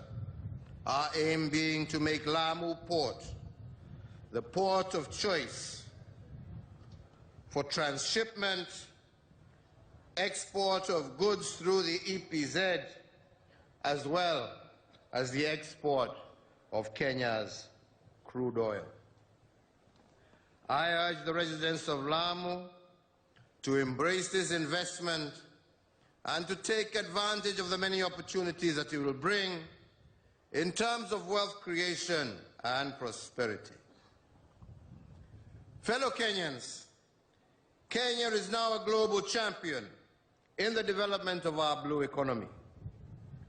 Our strategy to harness our maritime resources is a critical part of the Big Four agenda on food security and job creation in the manufacturing sector. It is in pursuit of the blue economy development that we have moved decisively to recover all fishing landing sites that had been illegally acquired previously. In addition, we have taken steps to stop illegal fishing by foreign trawlers through the introduction of our region's first National Coast Guard Service. In partnership with the leadership of this region, every effort to sensitize the population on how to take advantage of the opportunities created by the blue economy. Fellow Kenyans, Mashujaa Day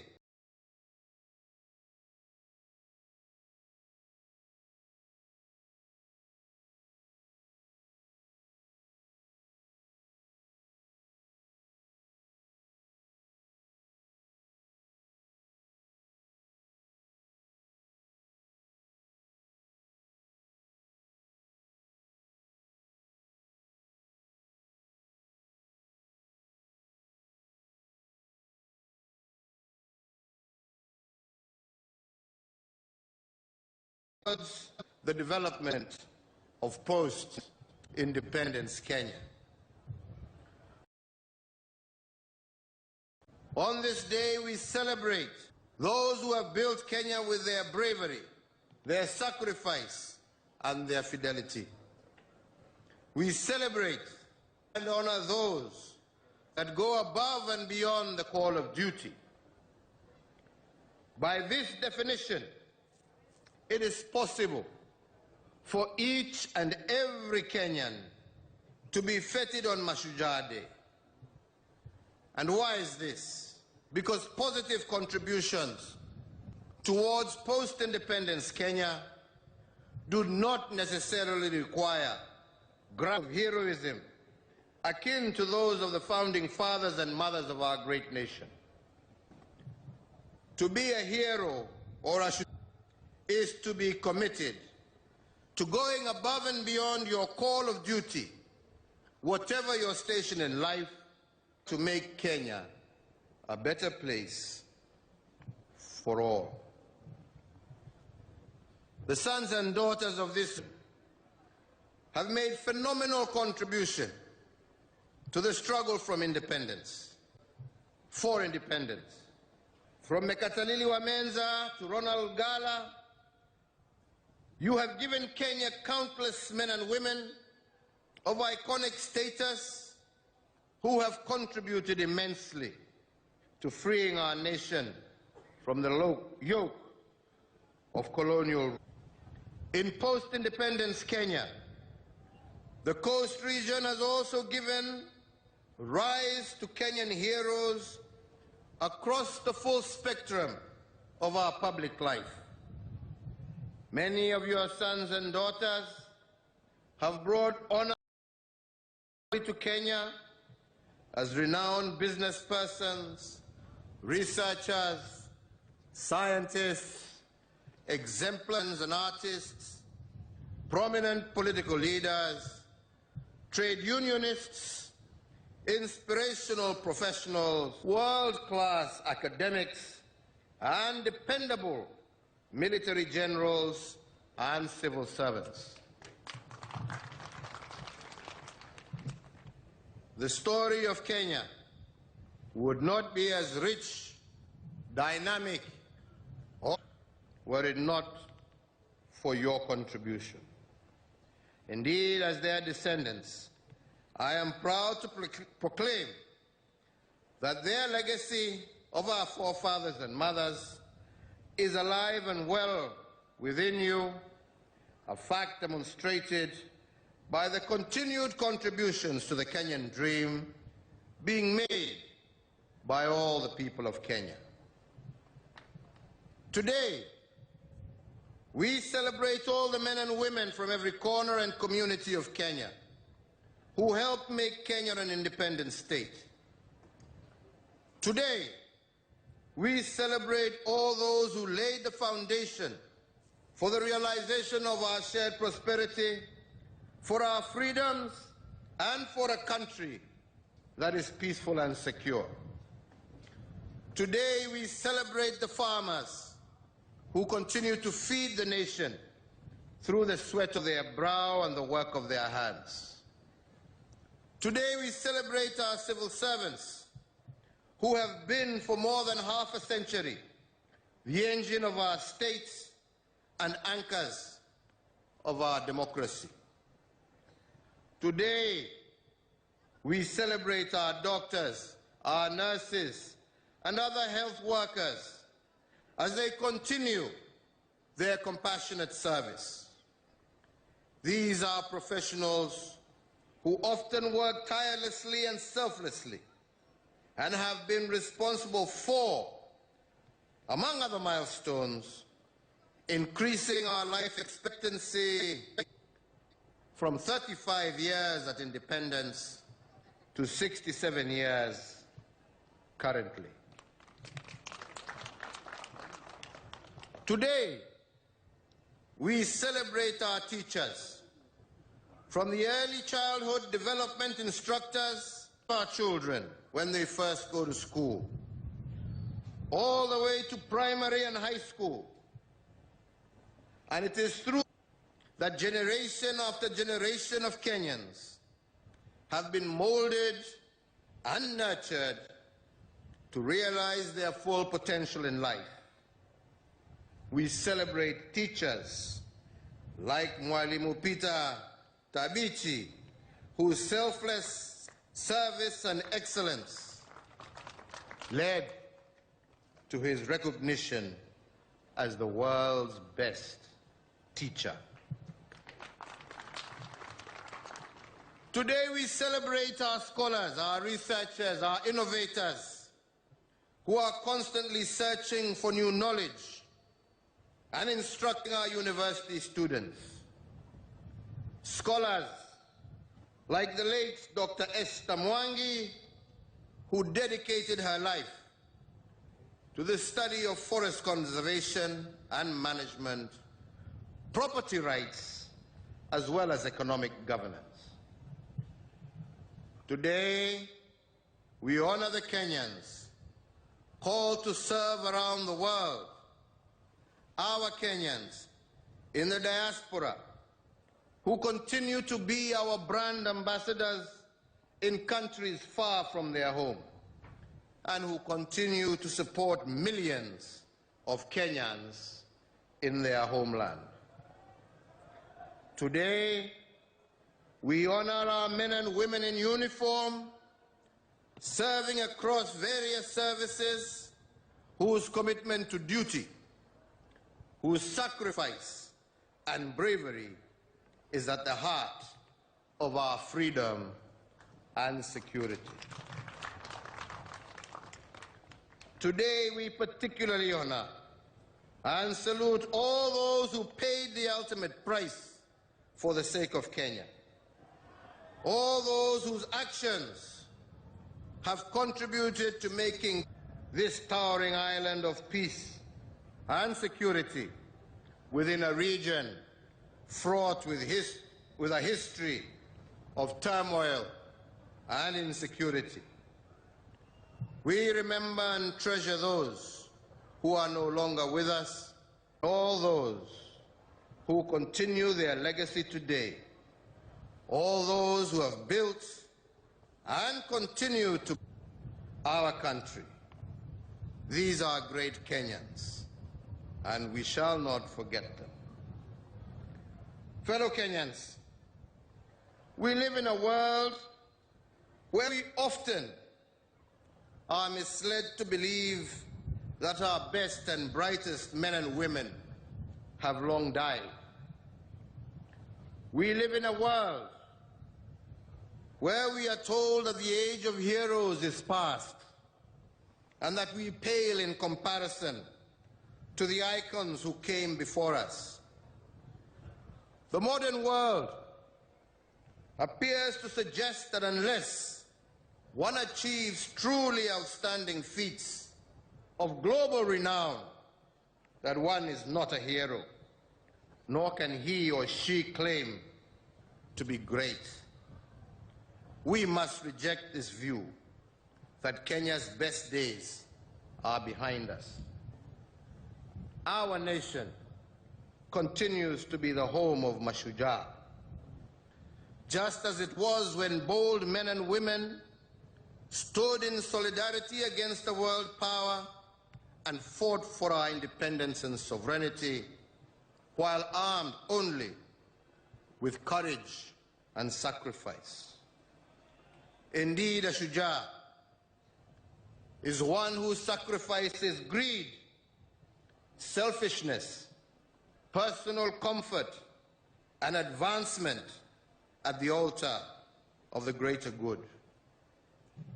Yes, indeed, one can do well and prosper, but if he or she does not use their blessings, their privilege and opportunities to make Kenya a better place, then that is a life that is far removed from the true meaning of heroism. Of course, we are also fortunate to have made very many acts of might and sacrifice that fit perfectly with the long Kenyan tradition of heroism. The spirit of Mekatilili Menza lives on today in the heroic women who are fighting negative cultural practices or blazing the trail for women to venture into areas once solely the preserve of men. The spirit of people like Koitalel Arap Samoei is alive and well in our police officers who serve and protect us and ensure that we live by law and with order and justice. Deden Kimathi's spirit courses through the veins of the men and women of the Kenya Defense Forces, who even as we speak are deployed in foreign lands confronting and defeating enemies of our land.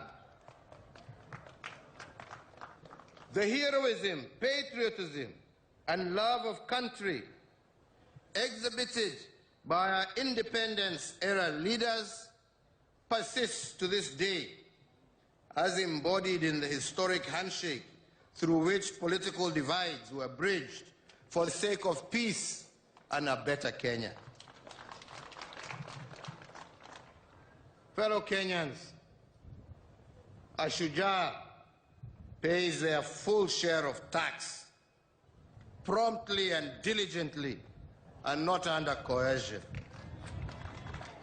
A Shujaa refuses to give or receive a bribe and reports all those who do so. A Shujaa is not an innocent bystander, non-committal and uninvolved. Instead, they think, move, and speak boldly.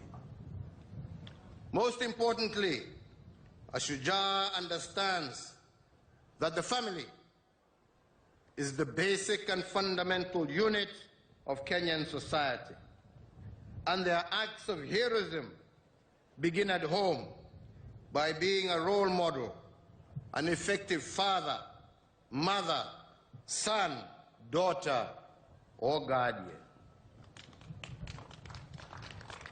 Mashujaa do not cheat or succumb to compromise. Mashujaa does not pick soft but wrong options, but rather chooses the hard and difficult route to do better. Indeed, in the world of disappointment and corruption, we are proud of the fact that there are still some judges and magistrates who faithfully and expeditiously discharge their oath of office without cowering in the face of the power and also of ill-gotten wealth of corruption suspects. There are also those who are our investigators and prosecutors who brave intimidation and reject inducements so as to bring the corrupt and other criminals to face justice. There are also our first responders, such as our firefighters, who rush into burning buildings to save us from the blaze, the paramedics and our ambulance crews that come to our aid on our roads and in our homes. Fellow Kenyans, there are other young Kenyans who are also peer ambassadors in the fight against drug abuse and other vices that have led some of our youth astray. So too do we have Mashujaa in our sportsmen and women who bring our nation pride and glory on the local, regional, and global stages, breaking records along the way and enhancing our national reputation of excellence. Mashujaa, like our giant-slaying national team, who represented our country in the just concluded World Athletics Championships in Doha, and the Shujaa team finished at an impressive second position in the world ranking. Amongst them today, I just must mention two who have made us very proud in the year 2019. Eliud Kipchoge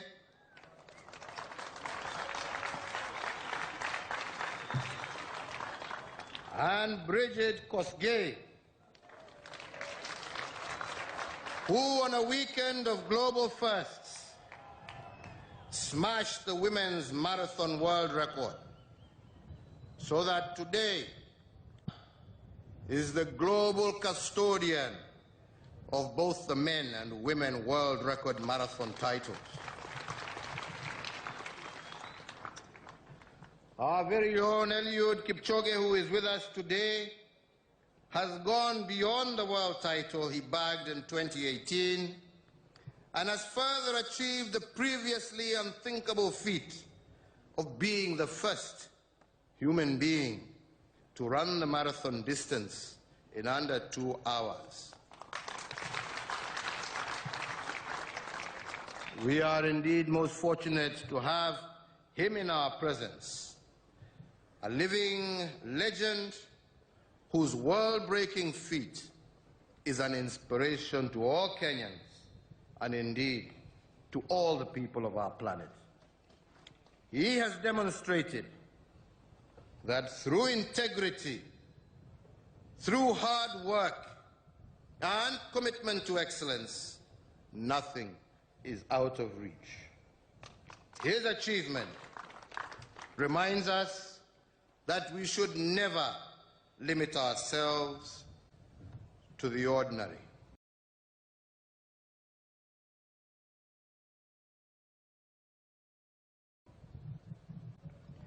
I also at this stage wish to honor and commend all the judges who play their proper role as the fourth estate. Reporting fearlessly by spreading truth to power, by speaking truth to power, while rejecting, which some do, brown envelope journalism and the allure of sensationalism. On behalf of a grateful nation, I salute our actors, our presenters, our musicians, our comedians, our artists who bring joy and laughter to our lives and provoke thought and introspection, and who chronicle our journey along the path of the Kenyan dream in amongst our values and national identity. The Kenya of today is the river that flows from the source of greatness, that is,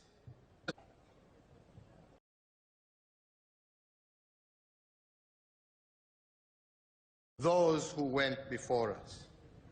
The Kenyan story continues to be one of greatness, of heroism, overcoming seemingly unsurmountable challenges through unwavering and an indomitable spirit. From the pre-colonial generation to the generation of Kenyans just being born, ours must continue to be a tale of excellence, of honor, of unity through diversity, and of love for our beings. A tale which continues to be written and enhanced through the great and small acts and greatness of each and every Kenyan. Today, every Kenyan should commit to being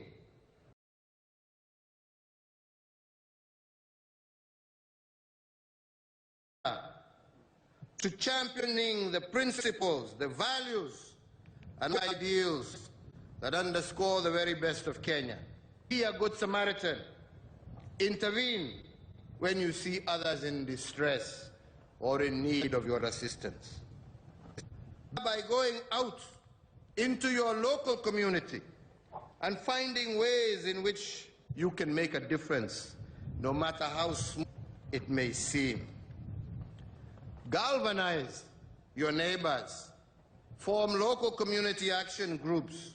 Better Kenya from the ground up and make our nation an even better home for heroes.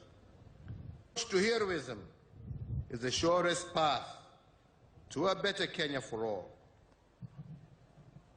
Prosperity, justice, and happiness requires heroes to be committed to championing and delivering the shared aspirations of a better. My fellow citizens, it falls upon me to remind you of that Swahili says, kuwajibika ni ushujaa.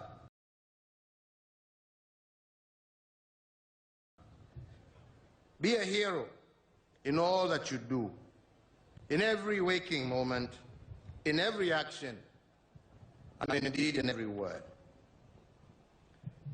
This country, Kenya, needs you now more than ever before. Kenya is at a pivotal stage in her progress. The actions and decisions that each Kenyan makes in the present day will determine whether our nation will achieve the Kenyan dream as articulated under Kenya Vision 2030 and presently focused through our Big Four agenda. Let us just remind ourselves the Big Four encompasses a decent roof over heads through affordable housing, food and nutritional security, universal health care, creation through manufacturing and value addition. Let us all, brothers and sisters, remain committed to the race, to being the best and world beaters in all that we do. In each of us lies the seeds of greatness. Every Kenyan should plant that seed in the fertile soils of integrity and water it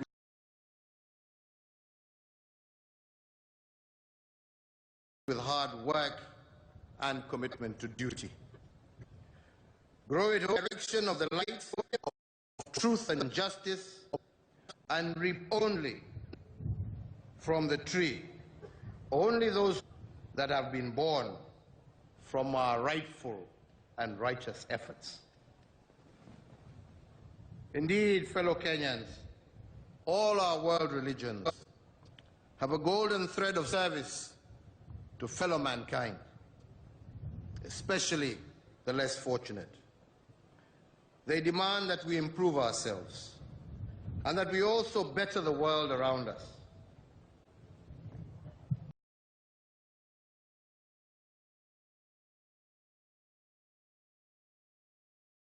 As Kenyans, we are a prayerful and God-fearing nation, and one that acknowledges the supremacy of the Almighty God in the preamble of our Constitution.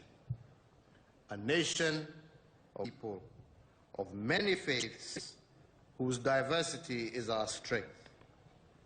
We should come together and commit to ourselves and to each other that we shall look out for the welfare of our fellow Kenyans.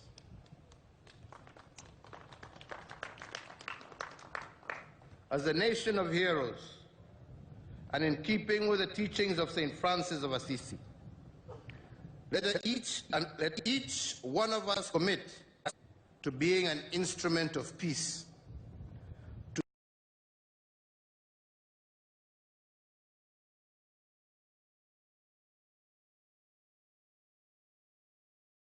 to sow love amidst hatred, to give hope where there is despair, to banish the darkness of our world, of our good words and deeds. I call upon us all to attempt to do the best with what is committed unto us.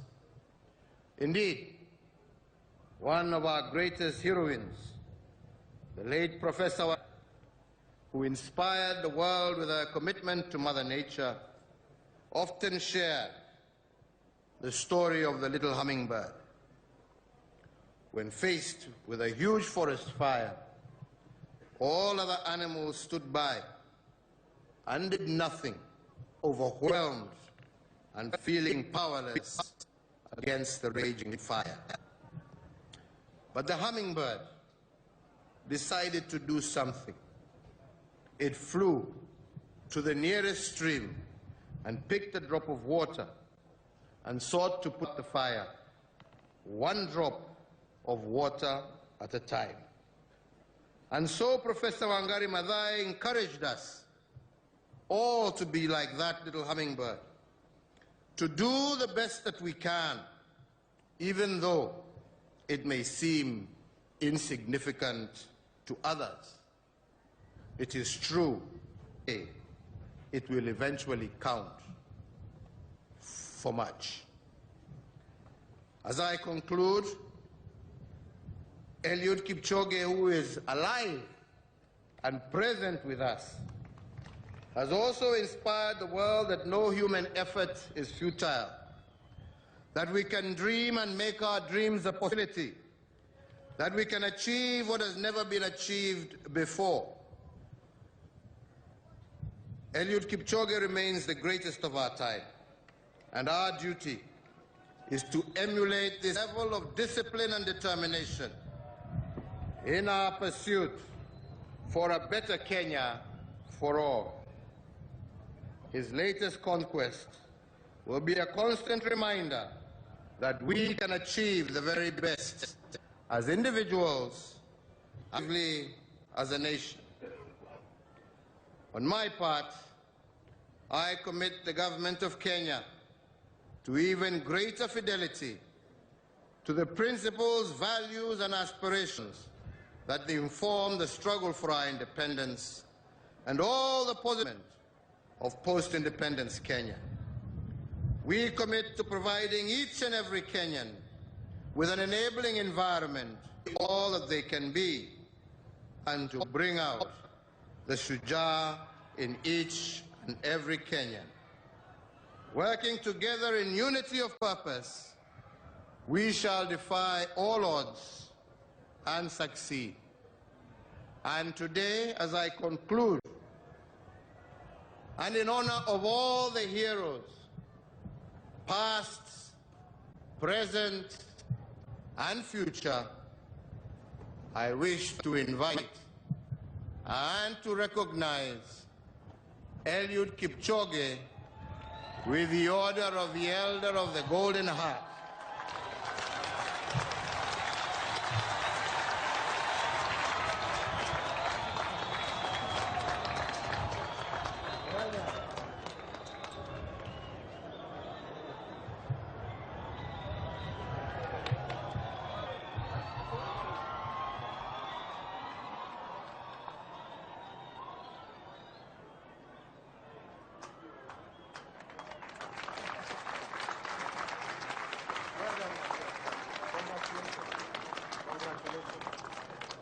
Asanteni.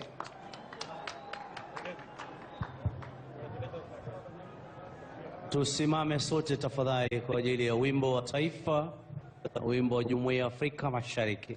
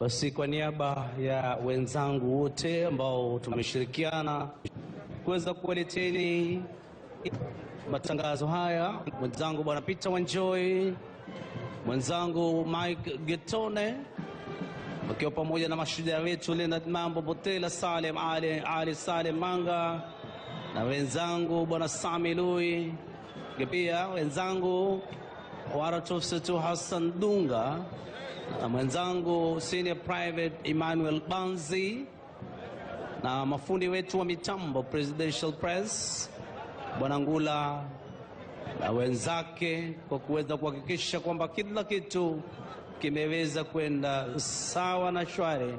Kutoka kwetu, mimi wenu Waratofu Gibson Mwandawiro, nikiwatakieni kila la kheri tunapoendelea kusherehekea Mashujaa makala ya 55 mwaka 2019 kutoka hapa kaunti ya Magatuzi la Mombasa. Asanteni na kwa herini.